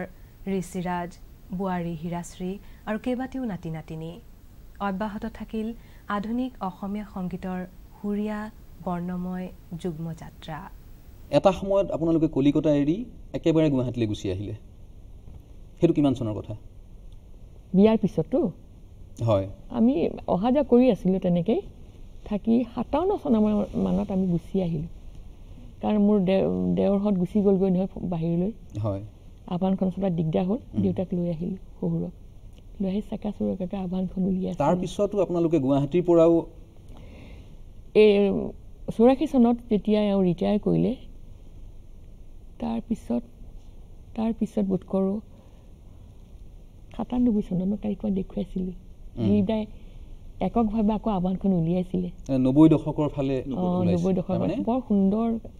সেই কপিবোৰ আছিলে হয় আহ্বানবোৰ সেই সময়ত তাৰ আৰ্থিক দিশটো নিজেই চোৱা চিতা কৰিব লগা হৈছিল নিজে এডভাৰটাইজমেণ্টবিলাক পাইছিলোঁ হয় তেতিয়া অলপ দিছিলে তাৰপিছত আৰু নোপোৱা হ'লোঁ হয় সেই আহ্বানখিনি বচাই ৰখাৰ কাৰণে বৰ কষ্ট হৈছিলে এটা সময়ত যেতিয়া আন্দোলন হৈছিলে জ্বলিব তেতিয়া আমাৰ খেৰৰ ঘৰ এওঁ মানে কাকো ওপৰত সৰু নহয় যি আছে তাৰে মই ঘৰ বনাম বুলি গ'ল অনিল লগত এনেই পানীৰে ভৰা যিয়ে নহওক তেতিয়া দিনত শৰ্মা আছে তাৰপিছতে আটাইবিলাক যেতিয়া গ'ল তেতিয়া বোলে এইখিনিতো বচাব লাগিব আহ্বানখিনি অন্তত বচাব লাগিব তেতিয়া এখেতৰ ছাত্ৰ আছিলে পুলক বেনাৰ্জী শৰ্মা গায়ক পুলক বেনাৰ্জী হয় ইউকো বেংকত কাম কৰিছিলে সেই শিলপুখুৰীৰ ব্ৰাঞ্চত এই পুলক মোক এটা হেৰি দিয়া লকা এটা দিয়া ভাই মই কিবা থ'ব লাগে দিলীপ দা আহিবচোন তালৈ বেংকলৈ আহিব মই মেনেজাৰৰ লগত দেখা কৰি দিম মেনেজাৰ তেতিয়া এজন সুন্দৰ সুঠাম পুৰুষ আছিলে গোস্বামী তেখেতে দিলীপ দা আপোনাৰ টকা নাথাকিলেতো আমি দিব নোৱাৰোঁ আপুনি এমাহৰ ভিতৰত 10,000 টকা জমা থকচোন সেই বেংকত এটা একাউণ্ট দৰকাৰ হয় তেওঁ আমি দুটাই মিলি আৰু 10,000 টকা গোটাই তাত থলোঁ তাত আমাক দুটা বৰ ডাঙৰ ডাঙৰ লকাৰ দিছিলে সেই লকা দুটাত মই আহ্বানখিনি বচাবৰ কাৰণে কাৰণ জ্বলি দিছে জ্বলি গৈ বুলি কওঁতে কিন্তু আমাৰ জ্বলি যায় খেৰৰ ঘৰটো তাৰপিছতে থলোঁ থৈ কিনিলোঁ তাৰ এসপ্তাহমান পিছতেই সেই গোস্বামীক গুলিয়াই মাৰিলে ইমান দুখ পাইছিলোঁ মই এই সময়ছোৱা অসমৰ মই ভাবোঁ আমাৰ জাতিটোৰ কাৰণেও খুব গুৰুত্বপূৰ্ণ সময় কাৰণ যি দিলীপ শৰ্মা সুদক্ষিণা শৰ্মাই কলিকতাৰ পৰা সেই বুকুত বান্ধি অন্ততঃ আবাহনকেইখন লৈ আহিছিলে যাৰ সেই সময়ত টকা পইচা নাই সোণবান নাই কিন্তু তাতোকৈও মূল্যৱান আবাহনকেইখন লকাৰত থোৱাৰ ব্যৱস্থা কৰি পেলাই অসমীয়া জাতিৰ এটা যুগ যেন আপোনালোকে বচাই দিলে এইটোৰ কাৰণে অসমীয়া ৰাইজ কৃতজ্ঞ আপোনালোকৰ ওচৰত পিছে সেইখন চপাব পৰা নাই এতিয়া যোজা কৰিছোঁ সেইখন গোটেইখিনি ভলিউমখিনি পুৰণা আবাহন যুগটোক যাতে মই ৰাইজক দি যাব পাৰোঁ তাৰ কাৰণে চৰকাৰৰ ফালৰ পৰা এটা পালে মই দিম বুলি ভাবিছোঁ আমি ইয়াৰ মাজতে অকণমান ব্যক্তিগত জীৱনটোত আলোকপাত কৰোঁ আপোনাৰ প্ৰথম সন্তান অসমৰ এগৰাকী প্ৰতিশ্ৰুতি সম্পন্ন যশস্বী গায়ক আছিলে সুৰকাৰ আছিলে ঋতুপৰ্ণ শৰ্মা আৰু আপোনাৰ একমাত্ৰ ছোৱালী দ্বিতীয় সন্তান ৰিজুশ্ৰী আৰু তৃতীয় সন্তান ঋষি এগৰাকী চিত্ৰশিল্পী এগৰাকী সুদক্ষ কণ্ঠশিল্পী সুৰকাৰ এইকেইগৰাকী সন্তানেৰে আপোনাৰ সুন্দৰ সংসাৰ চলি আছিলে নাতি নাতিনীও আছে আপোনাৰ কিন্তু আপোনাৰ জীৱনলৈ বিভিন্ন বিপৰ্যয় আহিছে আপুনি অকালতে আপোনাৰ ভাতৃ ভাই বোৱাৰী প্ৰথম আঘাত পালোঁ জয়ন্ত ঢুকাওঁতে সেইখিনি অকণমান আপোনাৰ মুখেৰে বৰ মৰমৰ আছিল আমাৰ সি অকৰা আছিলে একেবাৰে অকৰা পঢ়া শুনাত ভাল নাছিলে সৰুতে এটা টাইফইড হৈছিলে সৰুতে কথা ক'ব নোৱাৰে মাত ফুটা নাছিলে মাৰ বৰ দুখ কান্দে মায়ে ক'লে ক'লা পথাৰ এটা কামাখ্যাত দিলে মাত মাতিব দিলে দেউতাই মহাপুৰুষে আছিল তথাপিও কামাখ্যাত বলি দিলেগৈ যিয়ে নহওক সি চাপৰ গলটো চুটি তাৰ মাত নোলায় তাৰপিছত মাত ফুটিলে অকণমান ফুটোতে ভূপেন্দ্ৰ এটা মাউথ অৰ্গেন আনি দিলে তুমি ভাবিব নোৱাৰা মাউথ অৰ্গেনটো সি কেনেকৈ বজাইছে কোনেও শিকোৱা নাই সুৰত বজাইছে চব গানবোৰ তোলে সি তুলি তেতিয়া ৰেডিঅ' ষ্টেচন ৰাতিপুৱা 7:15 এটা লাইভ ব্ৰডকাষ্ট হয় আবেলি 5:15 এটা হয় ৰাতি আকৌ 8:15 এটা হয় গতিকে মই মোক লৈ যাবলৈ মানুহ নাই আগতে ছোৱালী মানুহ অকলে যাবলৈ নিদিয়ে মায়ে ক'লে ইয়াকে হাতত ধৰিলে সি আৰু খুব মজা পায় মোৰ লগত যাবলৈ সি গোটেই ৰাস্তাটোৱে নৈ পাৰেৰে কোনোবা আৰু গছৰ তলেৰে সৰু মুখৰ পৰা একেবাৰে উজান উজালৈকে সি বজাই বজাই গৈ থাকে খোজকাঢ়ি গৈছিলোঁ ৰাতিপুৱা সময় দেই খোজকাঢ়ি যাওঁ গৈ পেলাই 7:15 প্ৰগ্ৰেমটো ধৰি মাহীদেউৰ ঘৰত উজান উজানত ভাত খাই মই ক্লাছ কৰোঁ ফাৰ্ষ্ট ইয়াৰত নাম লিখিছোঁ আৰু তাক মাহীদেউৰ ঘৰত থওঁ আকৌ 5:15 প্ৰগ্ৰেম কৰোঁ ৰাতি 8:15 প্ৰগ্ৰেম কৰি তেতিয়া ৰেডিঅ' ষ্টেচন এখন সুন্দৰ ৰঙা ষ্টুডিঅ' বেকাৰ আছিলে তাত আমাৰ ঘৰত থৈ যায়হি পুষ্টম দা আহি এনেকৈয়ে মই তেতিয়া সি মোৰ লগত যাওঁতে সি বোধ কৰোঁ গানৰ প্ৰতি তাৰ হ'ল একো শিকা নাছিলে টানপুৰা বান্ধে তবলা বান্ধে ইটো চুৱে সিটো চুৱে এনেকৈ চুই থাকে পৰৱৰ্তী সময়ত সেই জয়ন্ত হাজৰিকাই অসমীয়া আধুনিক সংগীতত অতি কম সময়ৰ ভিতৰত প্ৰাচ্য আৰু পাশ্চাত্যৰ এটা মিঠা সমন্বয় সাধি থৈ গ'ল আৰু ভালেমান মিঠা যুগমীয়া গীত অসমৰ শ্ৰোতা ৰাইজক দিলে সেই জয়ন্ত হাজৰিকাক আপুনি অকালতে হেৰুৱালো আৰু তাৰ বিয়া পাত সময়টো মই যথেষ্ট মানে মিঠুৰ দেউতাকক ভাল মানুহ আছিলে মই বিয়া পাতৰ সময়টো ভূপেন্দ্ৰক কৈ পেলাই তাহাঁতৰ জেদি আছিলে তেতিয়া ৰজৰ বিয়া নাই অমৰদাৰ বিয়া হোৱা নাই তাক সৰুতে বিয়া পাতি দিছিলোঁ তাৰপিছত আপুনি অমৰদাকো হেৰুৱাইছে অমৰদাইতো বহুত ছেক্ৰিফাইচ কৰিছে তাৰ কথা পাহৰিব নোৱাৰোঁ প্ৰবীণ দাই অৱশ্যে দূৰত জিঅ'ত কাম কৰিছিলে আমাৰ বন্দনা বুঢ়া বৰ সুগায়িকা আছিলে তেখেত শ্বিলঙৰ পৰা গাইছিলে হালি জালি পকিলি গাইছিলে তেখেতে বোধ কৰোঁ সেই বন্দনা বুঢ়াৰ ককাক আছিলে তেখেতক নগাই কাটিলে তেতিয়া জিঅ'ত বেষ্ট চুপাৰিণ্টেণ্ডেণ্টো আছিলে মোৰ দাদা। দেউতাই যাবলৈ নিদিলে, তাৰপিছত সি ইষ্ট আফ্ৰিকালৈ গুচি গ'ল। হয়, অমৰ হাজৰিকাৰ যথেষ্ট ত্যাগ আছে আপোনালোকৰ গোটেই পৰিয়ালটো, আৰু ভূপেন দা বিদেশলৈ যোৱালৈকে আছে। সেই অমৰ হাজৰিকাও আপোনালোকৰ মাজৰ পৰা অকালতেই গুচি গ'ল। তাৰপিছত আপোনালোকৰ এগৰাকী আপোনাৰ সুযোগ্য ভগ্নী কবিতা ৰুবি বাইদেউ, কবিতা বৰুৱা। ৰুবিক আকৌ ভূপেন দাক খোলখালীকে বিয়া কৰিলে, কৈলাশ পেটেলে। হয়, সিও অসমখনক ভাল পাইছিল। হয়, বৌয়ে অসমখনক খুব ভাল পাইছিল। তেওঁ পৰৱৰ্তী সময়ত আপোনালোকৰ পৰিয়ালৰ এটা এলবামো কৰিছিলে। নিজৰা পাৰৰ সুৰ, তাত আপুনিও গান গাইছিলে। গাইছিলোঁ। তাৰপিছতে বৌয়ে সদায় মানে ইমান, তেতিয়া 50 টকা ঘৰ এটাত বৌয়ে কেনেকৈ এডজাষ্ট কৰিছিলে, বৌয়ে কোনো দিনে আপত্তি কৰা নাছিলে। প্ৰিয়ম্বুৰ কথা কৈছে। প্ৰিয়ম্বুৰ কথা কৈছিল। স্নেহা আমাৰ শতশ্ৰাৱণৰ গানটো যেতিয়া লিখিছে, বৌয়ে দেউতাহঁতৰ আগত শ্লিপিং পাইজামা পিন্ধি নোলায় দেই, সদায় শাৰীখন পিন্ধি এনেকৈ বঙালী নিচিনা পিন্ধি উৰণিখনলৈ ওলাই মাক, স্নেহা আমাৰ গীতটো যেতিয়া ভূপেন দা গাইছে, মাক আহি সাৱধি লৈছে, মা ভূপেনে মোৰ কাৰণে এইটো গান লিখিছে। আৰু অসমীয়া ভাষাটো তেওঁ ইমান ভাল পাইছিলে, আপাচালৈ গৈ কাহানিও শব্দটো শুনিলে। দেউতাই সুধিছে কাহানি শব্দটো কাহানি বা এই শব্দটো মই কেতিয়া, মই কেনেকৈ লগাম। দেউতাক বুজাই দিলে ইংৰাজীতে। বুজাই দিওঁতে কোনোবা আহিছিলে প্ৰফেচাৰ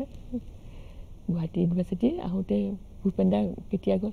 কাহানি বাই গ'ল, এই কথাটো যে ক'ব পাৰিলে আহি আৰু দেউতাক সাৱত মাৰিছে, একেবাৰে ছোৱালী নিচিনা সাৱত মাৰি দেখিছে, মই লগালোঁ দেউতা, মোৰ ভুল হৈছে নেকি,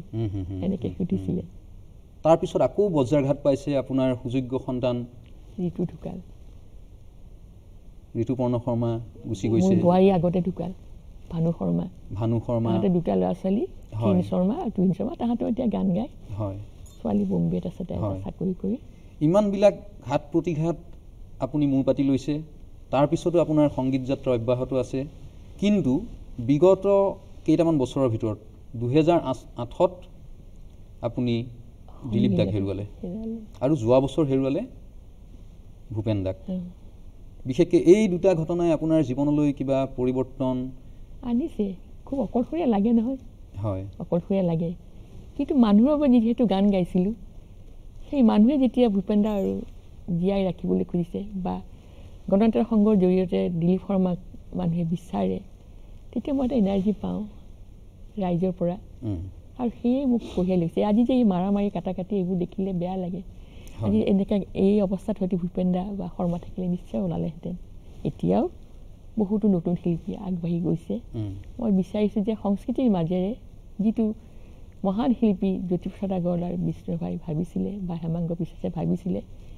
সেই আদৰ্শৰে যেন অনুপ্ৰাণিত হৈ আমি জাতি বৰ্ণ নিৰ্বিশেষে সকলো ভাষাভাষী লোকেই আমি একত্ৰিত হ'ব পাৰোঁ, তাকে কামনা কৰোঁ। এতিয়াও গানৰ মাজেৰে, সুৰৰ মাজেৰে। এইখিনিতে মই আৰু এটা কথা সুধিবৰ মন গৈছে, দিলীপ দাৰ সৈতে কটোৱা সময়ছোৱাৰ শেষৰ ফালে ৰূপকোঁৱৰ জ্যোতিপ্ৰসাদ আগৰৱালাৰ জন্ম 100 বৰ্ষ হ'ল। সেই চোৱা সময়ত জ্যোতি সংগীত বা জ্যোতি নাটকৰ যিমান চৰ্চা হ'ব লাগিছিলে সিমান চৰ্চা অসমত হোৱা পৰিলক্ষিত নহ'ল। কিন্তু আপোনালোক দুয়ো অসমৰ ইমূৰৰ পৰা সিমূৰলৈ জ্যোতি সংগীতৰ কৰ্মশালা পাতি আপোনালোকৰ ৰুগীয়া দেহাৰে আপোনালোক ঘূৰি ফুৰিছিলে। সেই স্মৃতিখিনি অকণমান মনত পৰে। নামৰূপ, তাৰপিছত শিৱসাগৰ, এই আপাৰ আচামৰ ডিমু, ঢেৰ ঠাইতে মোৰ ডিব্ৰুগড়, ডিগবৈ, এইবোৰ সকলো ঠাইৰ বাহিৰেও অসমৰ তলৰ ল'ৰা আচামতো মই চেঁচাৰ পৰা আৰম্ভ কৰি ৰঙিয়া, নলবাৰী, পাঠশালা, ঘগ্ৰাপাৰ ক'তো বাদ দিয়া নাই। মোৰ গোটেইবোৰ ডিমু, আপাৰ আচামৰ সকলো ঠাইতে মই যিমান পাৰোঁ যেনেকৈ পাৰোঁ জ্যোতি সংগীত কৰাই নোৱাৰে। কাৰণ জ্যোতি সংগীতৰ এই সুৰ জ্যোতি বুলি এখন অসম চৰকাৰে উলিয়াইছিলে কালচাৰেল এফেয়াৰ্ছে।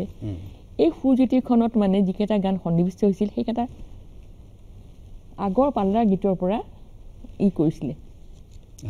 তাত নিৰ্মল চক্ৰৱৰ্তী, বীৰেন্দ্ৰনাথ দত্ত, দিলীপ শৰ্মা, এই মীনা বাইদেউ, মীনা আগৰৱালা বাইদেউ, তাৰপিছতে অন্নপূৰ্ণা বৰুৱা, এইসকল আছিলে প্ৰথম ৰোখৰত। তেওঁলোকে যিবিলাক কৰিলে, স্বৰলিপি কৰিলে, সেইমতেই আমি শিকাই গৈছিলোঁ। কিন্তু তাৰ মাজতে ধৰকচোন ভূপেন দাই খুব ইমোশ্যনেল গাই নহয়, পগলাৰ নিচিনা গাই নহয়। মোৰে জীৱনেৰে সখা কৃষ্ণ ভূপেন্দ্ৰৰ গীতটো শুনিলে মানুহ পগলা হৈ যায়। কিন্তু যদি সেই গীতটিকে আকৌ বিষ্ণুভাই গাইছিলে মোৰে গীতে, সেইটো অলপ বেলেগ আছিলে। ভূপেন্দ্ৰে শেষ কৰিছিলে সুৰৰে জিঞ্জিৰি পিন্ধালি মোক, সুৰৰে জিঞ্জিৰি, সুৰৰে জিঞ্জিৰি পিন্ধালি মোক, সুৰৰে জিঞ্জিৰি, সুৰৰে জিঞ্জিৰি। বিষ্ণুবাই গাইছিলে সুৰৰে জিঞ্জিৰি পিন্ধালি মোক, সুৰৰে জিঞ্জিৰি,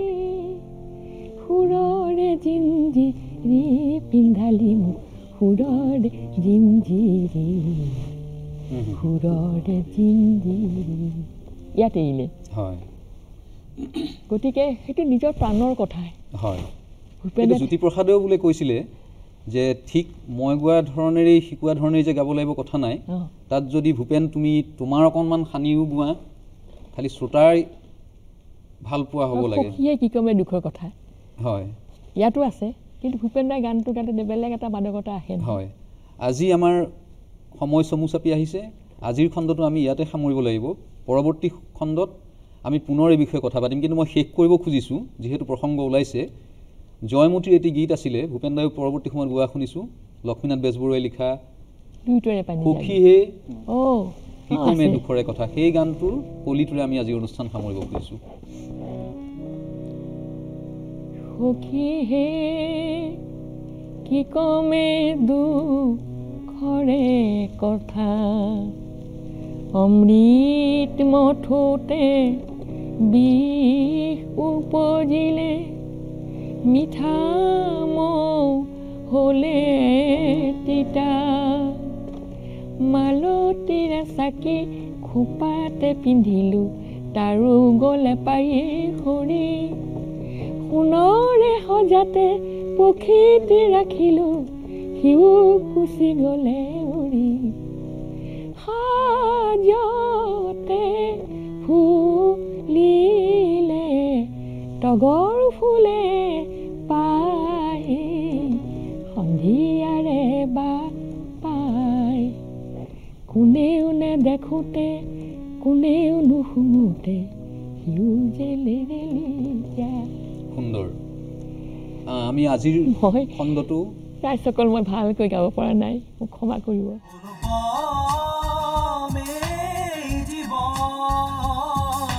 সুদক্ষিণা শৰ্মাৰ জীৱনৰ আন এছোৱা গুৰুত্বপূৰ্ণ সময়ৰ আলোকপাতেৰে সজোৱা আজিৰ অনুপম এই জীৱন ইয়াতে সামৰিলোঁ। পৰৱৰ্তী খণ্ডত শিল্পীৰ জীৱনৰ আৰু কিছু অভিজ্ঞতা তথা গীতেৰে আপোনালোকক পুনৰ লগ পাম। নমস্কাৰ।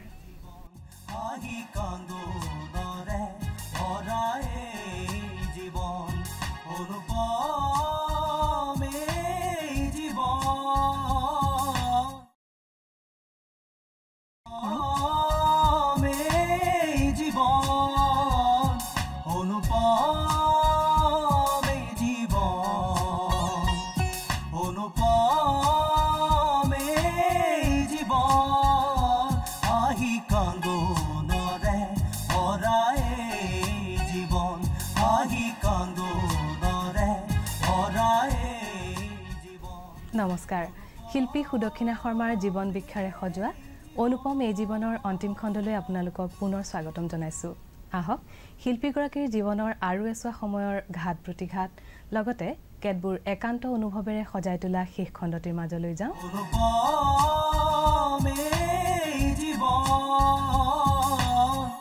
কোন বাইদেউ, আমি গানৰ কথা বহুত পাতিছোঁ, আৰু পাতিম, কিন্তু তাৰ মাজতে আমি সময় থাকোঁতেই আপোনাৰ ব্যক্তিগত জীৱনটোৰ আৰু কিছু কথা জনাৰ আৰু দৰ্শকক জনোৱাৰ চেষ্টা কৰিব খুজিছোঁ। আমাৰ দেউতা বৰ সহজ সৰল আছিল, আমাৰ পৰিয়ালটো ডাঙৰ আছিলে, কিন্তু দেউতাই আমাক সংগীত বা সাহিত্যৰ প্ৰতি ধাউতি থাকিলেও আমাৰ স্বাস্থ্যৰ প্ৰতি বৰ যত্ন লৈছিলে। ঘৰতে তেজপুৰত মনত আছে শোণিতপুৰ ব্যায়াম সংঘ বুলি এটা সংঘ খুলি দিছিলে। তাত আমি লাঠি খেল, চুৰি খেল আৰু ৰিঙত উঠি কচৰত কৰা সেইবোৰ শিকিছিলোঁ। আৰু তেতিয়া আমাৰ ড্ৰেছ আছিলে ছেটিনৰ নীলা ৰঙৰ হাফ পেণ্ট। তেতিয়া ল'ৰা ছোৱালী কেইজন আপোনালোকৰ? আমাৰ তেতিয়া এই ৰোড হোৱা নাই, চাৰিজন বলনলৈকে হৈছিল নেকি তেতিয়া সৰু তাহাত নাই মোৰ মনত আছে ফটো আছিলে সেইবোৰ নষ্ট হৈ গ'ল যিয়ে নহওক আমাৰ সেইবোৰ শিকাতে তেতিয়া গংগাৰাম দাস বুলি এজন খুব ভাল ফুটবল প্লেয়াৰ আছিলে সেই সময়ত তেওঁলোক পতংগীয়া দা বুলি এজন তাৰপিছতে অনিল মেছ সুনীল মেছ বকুল বাইদেউ লেনি বাইদেউ এনেকৈ নিজৰা পদ্মনাথ গোহাঁই বৰুৱা নাতিনীয়েক এইসকল আমি মেম্বাৰ আছিলোঁ আমি বৰ সুন্দৰকৈ সেই আমাৰ স্বাস্থ্যৰ কাৰণে দেউতাই সেইবোৰ কৰি দিছিলে আৰু তেতিয়াই সেই সংঘটোত শংকৰদেৱৰ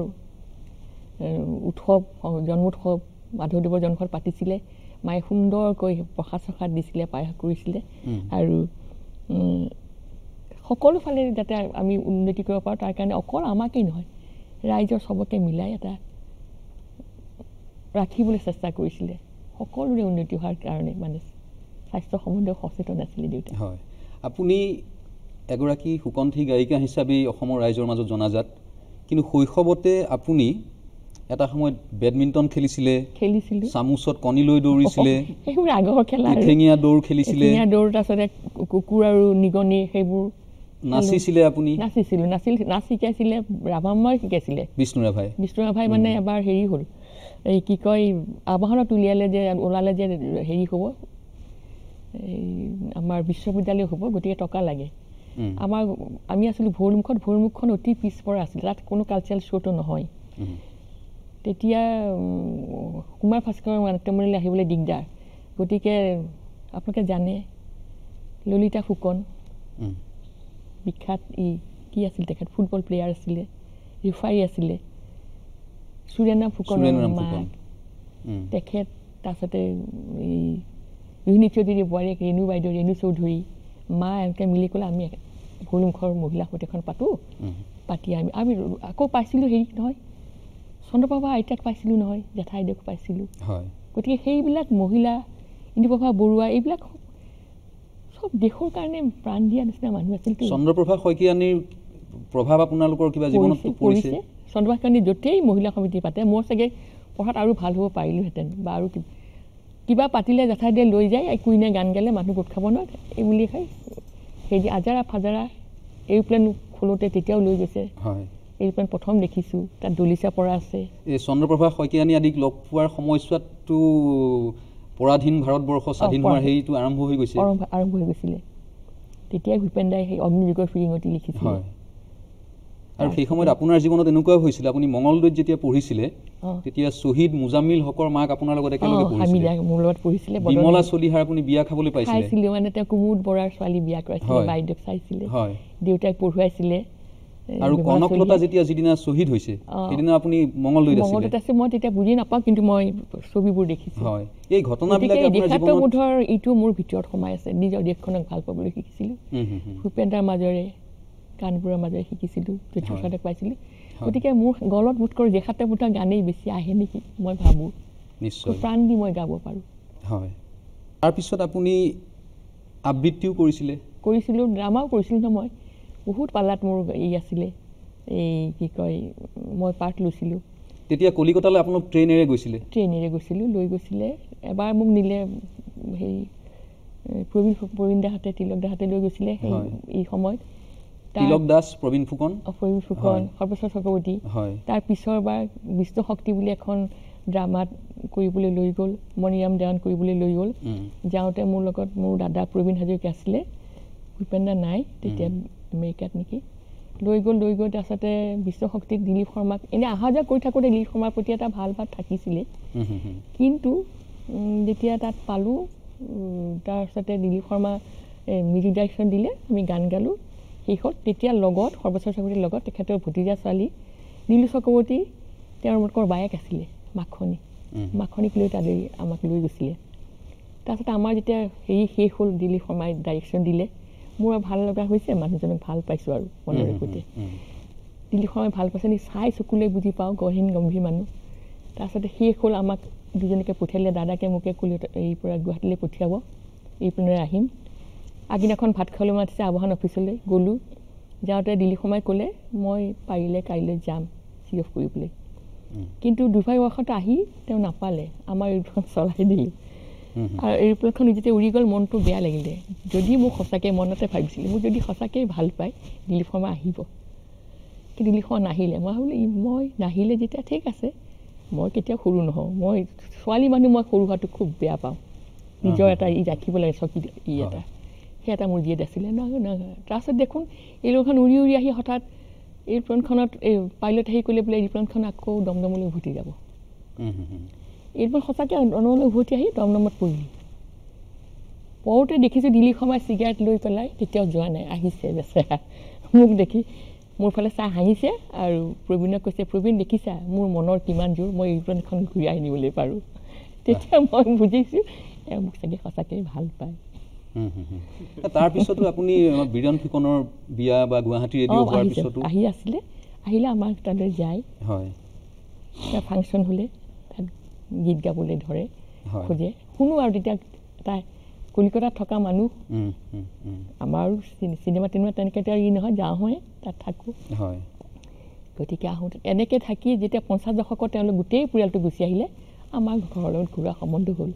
মাকে অলপ বুজি পাইছিল নেকি সুধিছিলে দিলীপ তই কুইনক বিয়া কৰাবি নেকি এওঁ হাঁহোতে কৈছিলে ভাল দে ছোৱালীজনী বেছ সুন্দৰ স্বাস্থ্য এইবুলি বোলে মাকে কৈছিলে কিন্তু মই মাক নাপালোঁ এনেই মোক মৰম কৰিছিলে বিয়াৰ আগতে তেখেত ঢুকাইছে মই দিননাথ শৰ্মা কিন্তু মই প্ৰাণপণ দি কৰিছিলোঁ আৰু মই যথেষ্ট যত্ন লৈছিলোঁ সেইকাৰণে মই আহ্বানখিনি এতিয়াও মই বুকত আৰু এটা কথা জানিব খুজিছোঁ মই আশা কৰোঁ যে এই কথাকেইটাও আপোনাৰ মুখেৰে যিমানখিনি আপুনি আৰ বেৰ নোহোৱাকৈ ক'ব পাৰে কোৱাৰ চেষ্টা কৰিব দিলীপ শৰ্মাই বিয়া কৰাৰ আগতেও গুৱাহাটীৰে এটা সম্ভ্ৰান্ত পৰিয়ালৰ এগৰাকী যুৱক আপোনাৰ প্ৰেমত পৰিছিলে সেই অধ্যায়টো বহুতে জানে বহুতে নাজানে সেই বিষয়ে আপুনি যিখিনি ৰাজহুৱা কৰিব পাৰে অকণমান আমাক জনাব নেকি পৰিছিলে তেওঁ ক্ষমতা বিষয়া হয়নে হয় তেখেত তেওঁ আজি আমাৰ মাজত নাই সংস্কৃতিপ্ৰিয় আছিলে মানুহজন সংগীত ভাল পাইছিল লিখিছিলে গান ৰেডিঅ'ত সেইবিলাক গোৱাইছিল যৌৱনে আমনি কৰে গানটো তেখেতে লিখিছিল লাচিত বৰফুকনৰ ল'ৰাই উলিয়াইছে সুন্দৰ সুন্দৰ কবি বৰষা তেওঁ নাতিনীয়ে কিন্তু হেৰি মানুহে ছোৱালী যেতিয়া ডাঙৰ হয় মানুহে ভাল পায়েই দিয়াচোন আপুনি খুব ধুনীয়া আছিলে তেতিয়া নহয় ক'ব নোৱাৰো আৰু কিন্তু মানুহজনৰ প্ৰতি মোৰ ৰেচপেক্ট আছিলে মই বেয়া নহয় ঠিক সেইখিনি সময়তেই দিলীপ শৰ্মাক মই পাইছোঁ মই কৈছোঁ ন মোৰ মনে মনে ভাল লাগিছে গতিকে দুইজনেই যায় আমি খাই মেলি ঘৰত থাকোঁ এদিন পিছত দিলীপ শৰ্মাই কৈছে এদিন বোলে খুব বোকা হৈছে বোকা হওঁতে দুইটাই নামি গৈছে নামি যাওঁতে ক্ষমতাৰ বিষয়ে কৈছে শৰ্মা কিমান আৰু এনেকৈ আহিব এনেকৈ কৈছে তেতিয়া দিলীপ শৰ্মাই কৈছে জানো কাৰ হাৰ কাৰ জিত এইবুলি কৈ থৈছিলে যিয়েই নহওক তাৰপিছত বিয়াৰ সময়ত তেওঁ অকণমান খুব হৈছিল হয়তো বিষয়াদেৱৰ তাৰপিছত তেখেতে পিছত কিন্তু শৰ্মা যেতিয়া আমাৰ দেখা দি কৈছিলে তেওঁ কোনোদিনাখন ই কৰা নাছিলে কিন্তু ভালে আছে তেখেতে সেই সংগীত জগততেই তেখেতে ল'ৰা ছোৱালী নাতি পুতি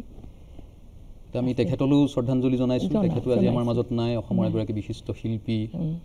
চলচ্চিত্ৰৰ লগত জড়িত আছিল হয় কেশৱ মহন্তও গণনাট্য সংঘৰ সেই পিৰিয়ডটোত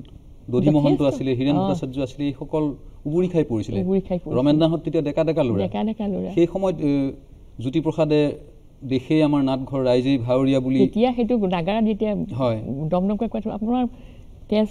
মানে উঠলি উঠে সেইখিনি সময়ত আমি আকৌ কথা আজিৰ এই সময়ত সেই হয় জীৱন যাত্ৰাটো এতিয়া মনত পৰে সেই সময়ৰ সমসাময়িক মই দুগৰাকী গীতিকাৰৰ নাম ল'ব খুজিছোঁ ভূপেন্দ্ৰাৰ সমসাময়িক একে বছৰতে জন্মা নৱকান্ত বৰুৱা কেশৱ মহন্ত আটাইকেইজনৰ 1926 চনত জন্ম গতিকে এই সমসাময়িক দুইগৰাকী গীতিকাৰৰ গীতো আপুনি গাইছিলে নৱকান্ত বৰুৱাৰ খুব বিখ্যাত কমলাকুঁৱৰী গীত আপুনি গাইছিলে কেশৱ মহন্তৰ দুই এটা গীত আপুনি গোৱা আমি মনত পৰে অকণমান কেশৱ মহন্তৰ গীতৰ এফাকি আৰু নৱকান্ত বৰুৱাৰ গীতৰ এফাকি আমি শুনো বৈ যা আই মোৰ দুই তৰ পানীৰো পোৱালি জিলমিল কৈ বৈ যা তোৰ যে বুকুতে কত অতীতৰে বিজয় কিৰীতি অকা কত সোঁৱৰণি কত যে কাহিনী তোৰ যে বুকুতে গথা বাজে ৰিণি ৰিণি কৈ বৈ যা বৈ যা বৈ যাও। কমলা কুঁৱৰীৰ গীত খুব জনপ্ৰিয় হৈছিলে। শৰ্মাই মানে অলপ মানুহে নিজৰ জীৱনটো ৰাইজৰ কাৰণে প্ৰাণ দিয়াটো অলপ ভাল পাইছিল নেকি। সেই নৱকান্ত বৰুৱা তেওঁ বন্ধু নিচিনা হৈছিল আৰু সদায় কথা পাতিলে ভূপেন দা, নৱকান্ত বৰুৱা আৰু দিলীপ শৰ্মাই বঙালী দি কথা পাতিছিল যেতিয়া দেখা দেখি হয় তেওঁলোকে তিনিজনৰ মাজত। তেতিয়া কমলা কুঁৱৰী মোৰে প্ৰাণে চৰি পানী বা কিমানে হ'ল অতিহে পাহৰে বঙৰ দেও মোৰ পানী মোৰ এপতা হ'ল। এনেকৈ কমলাই নিজক হেৰুৱাই পেলালে। তাৰপিছত পানী ওলাল। সঁচাকৈ অসমীয়া প্ৰাণৰ সংগীত যেন আছিলে। হয়, সেই সময়ত যেন গোটেই জাতিটোৰ প্ৰাণ স্পন্দন হৈ পৰিছিলে এই গীতবোৰ। তাৰপিছত তেওঁ বহুতো ৰবীন্দ্ৰ সংগীত তেওঁ অনুবাদ কৰিছিলে। তাৰে এফাকি গামনে কোনে? নৱকান্ত বৰুৱাই। নৱকান্ত বৰুৱাৰ জীৱনতো ৰবীন্দ্ৰনাথৰ প্ৰভাৱ খুব বিস্তৰভাৱে পৰিছিলে। প্ৰথমতে এটা ৰবীন্দ্ৰ গীত গায়। মই গাওঁ। চিত্ৰাংগদাৰ ওপৰত ৰবীন্দ্ৰনাথ ঠাকুৰে লিখিছিলে। চিত্ৰাংগদাই মনৰ দুখত গাইছিলে অৰ্জুনক দেখি। ৰোদন ভৰা এই বসন্ত সখী কখনো আসেনি বুঝি আগে রোদন ভরা এ বসন্ত মোর বিরহ বেদনা রাঙালো কিংসুক রক্তিম রাগে রোদন ভরা এ বসন্ত সখী কখনো আসেনি বুঝি আগে রোদন ভরা এ বসন্ত। তাৰপিছত নৱকান্ত বৰুৱাৰ অনুবাদ। পুৰণি সেই দিনৰ কথা পাহৰিবিনে হায়ো সেই চকুৱে দেখা প্ৰাণৰ কথা পাহৰা জানো যায়। পুৰানো সেই দিনেৰ কথা ভুলবি কিৰে হায়ো সেই চোখেৰ দেখা প্ৰাণেৰ কথা সেটি ভোলা যায় পাহৰা জানো যায়। এনেকৈ গীতবোৰ গাইছিলোঁ। সেই এছোৱা সময়ত ৰবীন্দ্ৰনাথৰ প্ৰভাৱ অসমৰ ভালেকেইগৰাকী শিল্পী স্ৰষ্টাৰ মাজত পৰিছিলে। তাৰ ভিতৰত নৱকান্ত বৰুৱা অন্যতম। তেওঁ কৈছিলে যে মই জীৱনৰ পৰা ৰবীন্দ্ৰনাথক আৰু বাদ দিব নোৱাৰিলোঁ। ঠিক একেদৰে আপোনালোকৰ জীৱনতো পৰিছিলে, দিলীপ দাৰ জীৱনত প্ৰভাৱ পৰিছিলে। তেনেকৈ অসমৰ বীৰেন্দ্ৰনাথ দত্তৰ কথাই কওঁ, পাৰ্বতী প্ৰসাদ বৰুৱাৰ কথা কওঁ, সকলোৰে প্ৰভাৱ পৰিছিলে। আৰু সেইকাৰণে আমি ঠিক কৰি লৈছিলোঁ যে যেতিয়া আমি যিকোনো ফাংচনতেই শৰ্মাই মই সদায় এটা জ্যোতি সংগীত, এতিয়া ৰাভাৰ গীত এটি আৰু ৰবীন্দ্ৰ সংগীতে গাইছিলোঁ আমি আগতে, প্ৰত্যেকতে সোমাই গৈছিল। আচ্ছা, বিষ্ণু ৰাভাৰ গীত এটা শুনো। পিছত মই অল ইণ্ডিয়া ৰেডিঅ'ত গাইছিলোঁ শৰ্মাৰ লগত, মানুহে ভাল পায়। নাহৰ ফুলে নুশুৱাই তগৰ ফুলে শুৱাব, তগৰ ফুলে নুশুৱাই কপৌ ফুলে শুৱাব, নাহৰ ফুলে নুশুৱাই তগৰ ফুলে শুৱাব, তগৰ ফুলে নুশুৱাই কপৌ ফুলে শুৱাব, নাহৰ ফুলে নুশুৱাই। তাৰপিছত আছিলে বহু কথা, কলিজা ফালি দিম, মহাসাগৰ সিঁচিয়া নিম, হাত মানি কৰে ধন, মেঘৰ বুকু ফালি চিম, বিজুলীত ফুল সোৱন, মানিক ফুলে নুশুৱাই যদি ঘিলা হাত সৰিতে মোৰ, যদি হাত সৰিতে মোৰ, হিয়া ফালি পিন্ধাম তেজাল পোৱাল মণি মোৰ,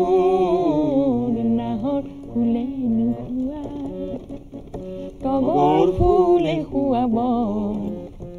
তগৰ ফুলে নুখুৱাই কপৌ ফুলে খুৱাব নাহৰ ফুলে নুখুৱাই। এই গীতবোৰ শুনি থাকোঁতে মোৰ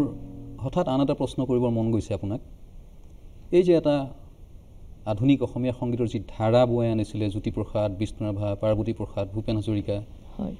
তাৰপিছত এতিয়াৰ এইছোৱা সময়ত এতিয়া নতুন শতিকা এটাত আমি আছোঁ, এতিয়াৰ যি অসমীয়া সংগীতৰ ধাৰা নতুন প্ৰজন্মৰ মাজত আপুনি যি গীত শুনিছে, গীতৰ কথা সুৰ এইবিলাকততো এটা দুৰ্দান্ত পাৰ্থক্য আহিছে। সেইবিলাক আপুনি কি ধৰণে চাইছে বা গ্ৰহণ কৰিছে? সময়ে সকলো সলাই হয় ল'বই লাগিব, কিন্তু আমি আগতে যেনেকৈ গীতিকাৰবিলাকৰ গীতটো কি কি লিখিছে সেইটো ৰাইজৰ আগত প্ৰকাশ কৰিবলৈ যিধৰণে সুৰ তাত সংযোগ কৰা হৈছিলে বা আমি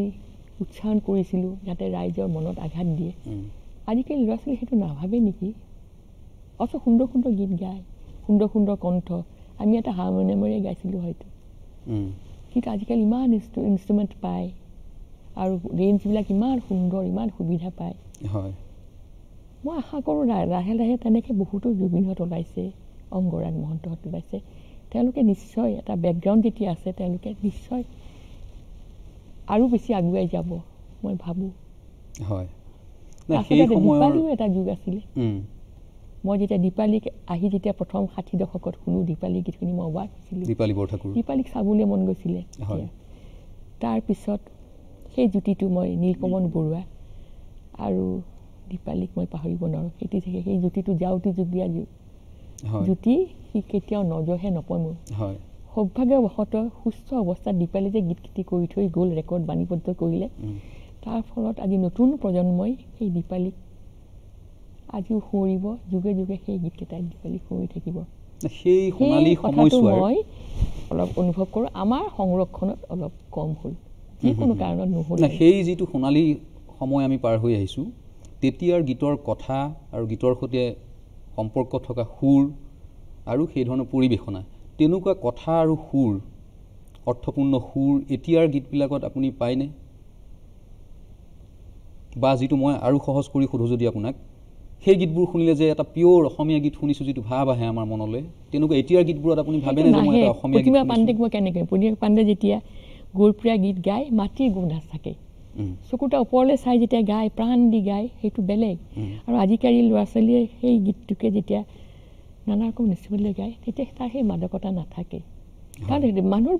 সেই গীতটোৰ প্ৰতি ৰেচপেক্ট থাকিব লাগিব, নিজৰ দেশখনক সেই মাটিৰ গুণ থকা গুণটো ল'ব লাগিব,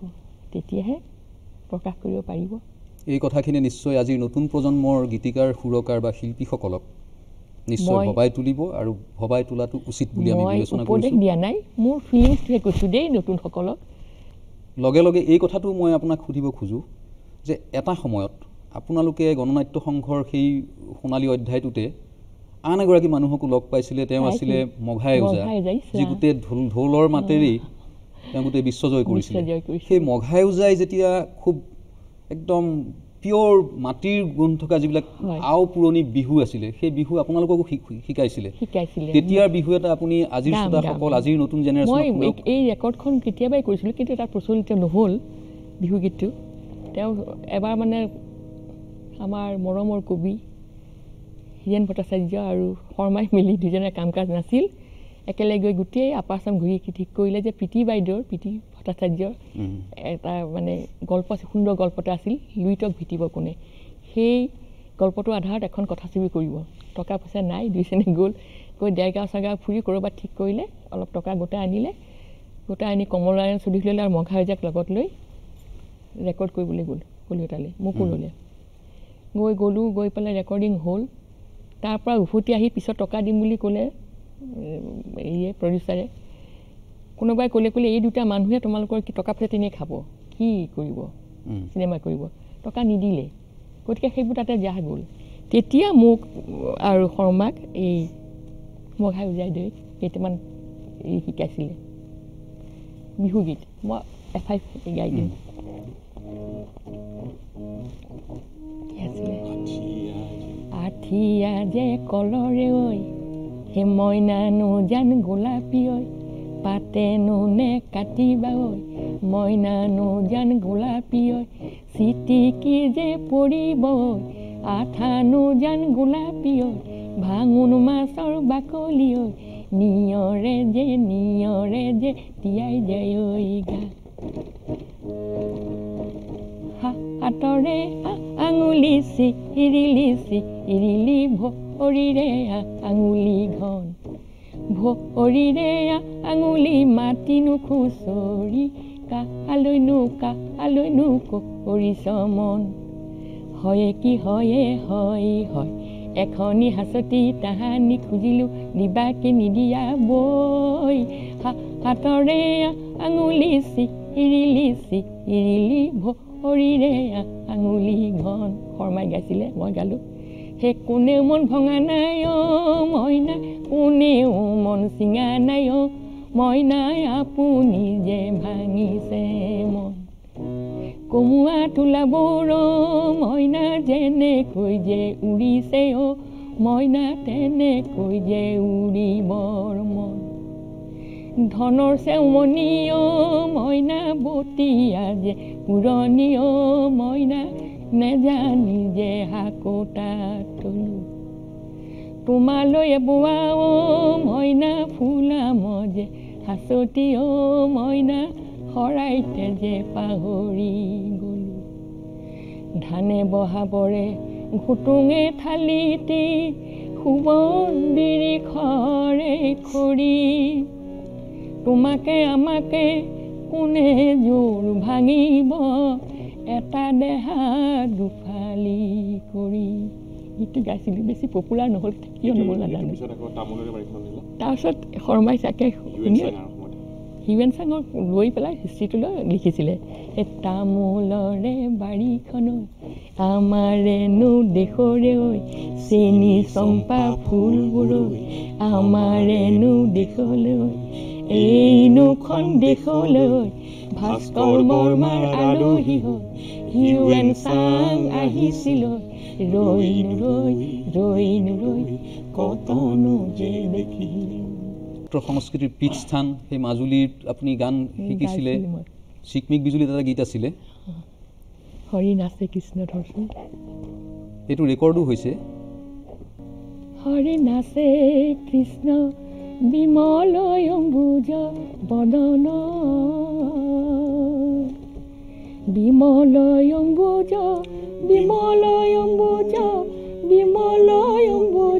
বদন হৰি নাচে কৃষ্ণ বিমল অম্বুজ বদন ৰতন আসন ৰতন ভূষণ শুনিয়া দিগজ গমন হিৰুৰু হসাৰু হুচাৰু চম্পক দলন হৰি নাচে কৃষ্ণ বিমল অম্বুজ বদন সেই তেতিয়াই অসমীয়া ছবিত নিজে এগৰাকী বিশিষ্ট গীতিকাৰ সুৰকাৰ হোৱা স্বত্তেও এইবিলাক গীত ভূপেন হাজৰিকাই সংযোজন কৰিছিলে তেতিয়াৰ ছবিত আৰু এটা গীত আপোনাৰ মোৰ মনত পৰিছে সেইটো মহাপুৰুষ শংকৰদেৱ মাধৱদেৱৰো আগৰ দুৰ্গাবৰী গীতটো আপোনালোকে গাইছিলে এটা দিলীপ দাৰ লগত গোৱা দুৰ্গাবৰী গীত সেই গীতৰ ভূপেন দাই পৰৱৰ্তী সময়ত তেওঁৰ হিন্দী ছবিটো এই সুৰ ব্যৱহাৰ কৰিছে সেইটো গীত আমি সৰুতে ৰেডিঅ'ত শুনিছিলোঁ ময়ো বনে যাওঁ স্বামী নকৰা নৈৰাস হে তোমাৰ লগতে স্বামী খাটিম বন বাস হে ময়ো বনে যাওঁ স্বামী গীত শুনি হেঁপাহ পলোৱা নাই কিন্তু আন কিছু কথাও আমি শ্ৰোতা দৰ্শকক জনাব লাগিব এই গোটেই জীৱনটো আপুনি সংগীত সাধনাৰে কটালে মহা মনীষীৰ আপুনি সান্নিধ্য লাভ কৰিলে ৰাইজৰ স্বীকৃতি আপুনি বহুত পাইছে বহু অনুষ্ঠানত সম্বৰ্ধনা পাইছে তৎসত্ত্বেও বিশেষভাৱে উল্লেখযোগ্য যে আপুনি 2002 চনত প্ৰথমবাৰৰ কাৰণে দিলীপ শৰ্মা সুদক্ষিণা শৰ্মা এই যুটিক জ্যোতি সংগীতৰ কাৰণে যোগোৱা অৱদানৰ কাৰণে বিশেষভাৱে সংগীত নাটক একাডেমীয়ে সংগীত নাটক একাডেমী বঁটাৰে সন্মানিত কৰিছিল। তাৰ বাহিৰেও আপুনি অসম চৰকাৰৰ শিল্পী বঁটা লাভ কৰিছে, আইদেউ সন্দিকৈ বঁটা লাভ কৰিছে, ভূপেন্দাৰ মৃত্যুৰ পিছত ভূপেন স্মৃতি ব্যতিক্ৰম সন্মান লাভ কৰিছে। এনেধৰণে আপুনি একাধিক সন্মান লাভ কৰিছে।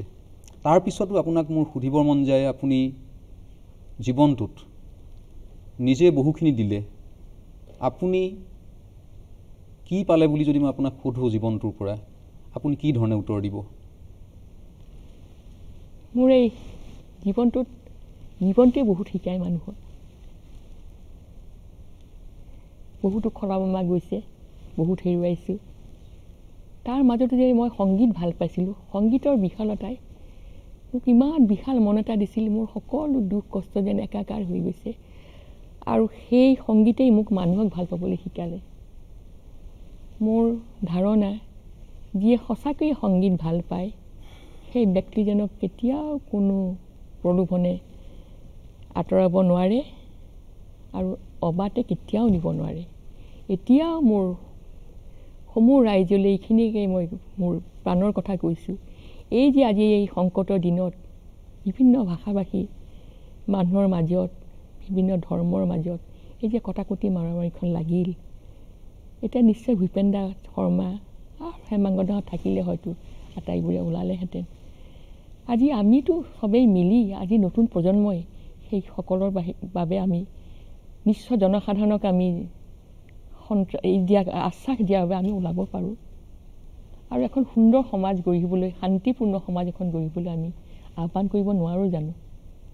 হয়, কুইনবাইদেউৰ ভাষাৰেই ময়ো ক'ব খুজিছোঁ, এখন সুন্দৰ শান্তিৰ সমাজ গঢ়াৰ যি আহ্বান সুদক্ষিণা শৰ্মাই জনাইছে, আহক সেই সুন্দৰ সমাজৰ সপোন ৰচি আমিও আগবাঢ়ি যাওঁ। আজিৰ এই অনুষ্ঠান আমি ইমানতে সামৰিব খুজিছোঁ, কিন্তু অনুষ্ঠান সামৰাৰ পূৰ্বে কুইনবাইদেউৰ মুখত এটি গীত আমি শুনিব খুজিছোঁ, যিটো গীতে আমাক জীয়াই থকাৰ, জাতিটোক আগুৱাই যোৱাৰ আশাবাদ আৰু প্ৰেৰণা দিব। এইখিনি কথাৰেই মই শ্ৰোতালৈ মোৰ ফালৰ পৰা নমস্কাৰ জনাই আজিৰ অনুষ্ঠানৰ মুখনি মাৰিছোঁ। আহক সেই আশাবাদী গীত শুনো সুদক্ষিণা শৰ্মাৰ কণ্ঠত। ভূপেন্দাৰ প্ৰথম গীত গণনাট্য সংঘত। নামি আহা সুন্দৰৰে সেনা শিল্পী দল, এৰা সপোন ধেমালি, বাধা যদি নিদিয়া পিশাচি এন্ধাৰক, ধৰা হ'ব ৰণেৰে ৰাঙলী। নামি আহা সুন্দৰৰে সেনা শিল্পী দল, এৰা সপোন ধেমালি, বাধা যদি নিদিয়া পিশাচি এন্ধাৰক, ধৰা হ'ব ৰণেৰে ৰাঙলী। বাটে পথে যাই চোৱা খোৱা পালে পাল, মুমূৰ্ষু জীৱিত নৰকংকাল, অ সিহঁতৰ কাৰণে আশাৰে গীত গোৱা জীৱনৰে সিহঁতৰ ৰহন বোলো, আজি মৰণক মুখে মুৰি জীৱনক জেউতিৰে জ্বলোৱা দীপাৱলী। বাধা যদি নিদিয়া পিশাচি এন্ধাৰক, ধৰা হ'ব ৰণেৰে ৰাঙলী। বাধা যদি নিদিয়া পিশাচি এন্ধাৰক, ধৰা হ'ব ৰণেৰে ৰাঙলী। বাধা যদি নিদিয়া পিশাচি এন্ধাৰক, ধৰা হ'ব ৰণেৰে ৰাঙলী।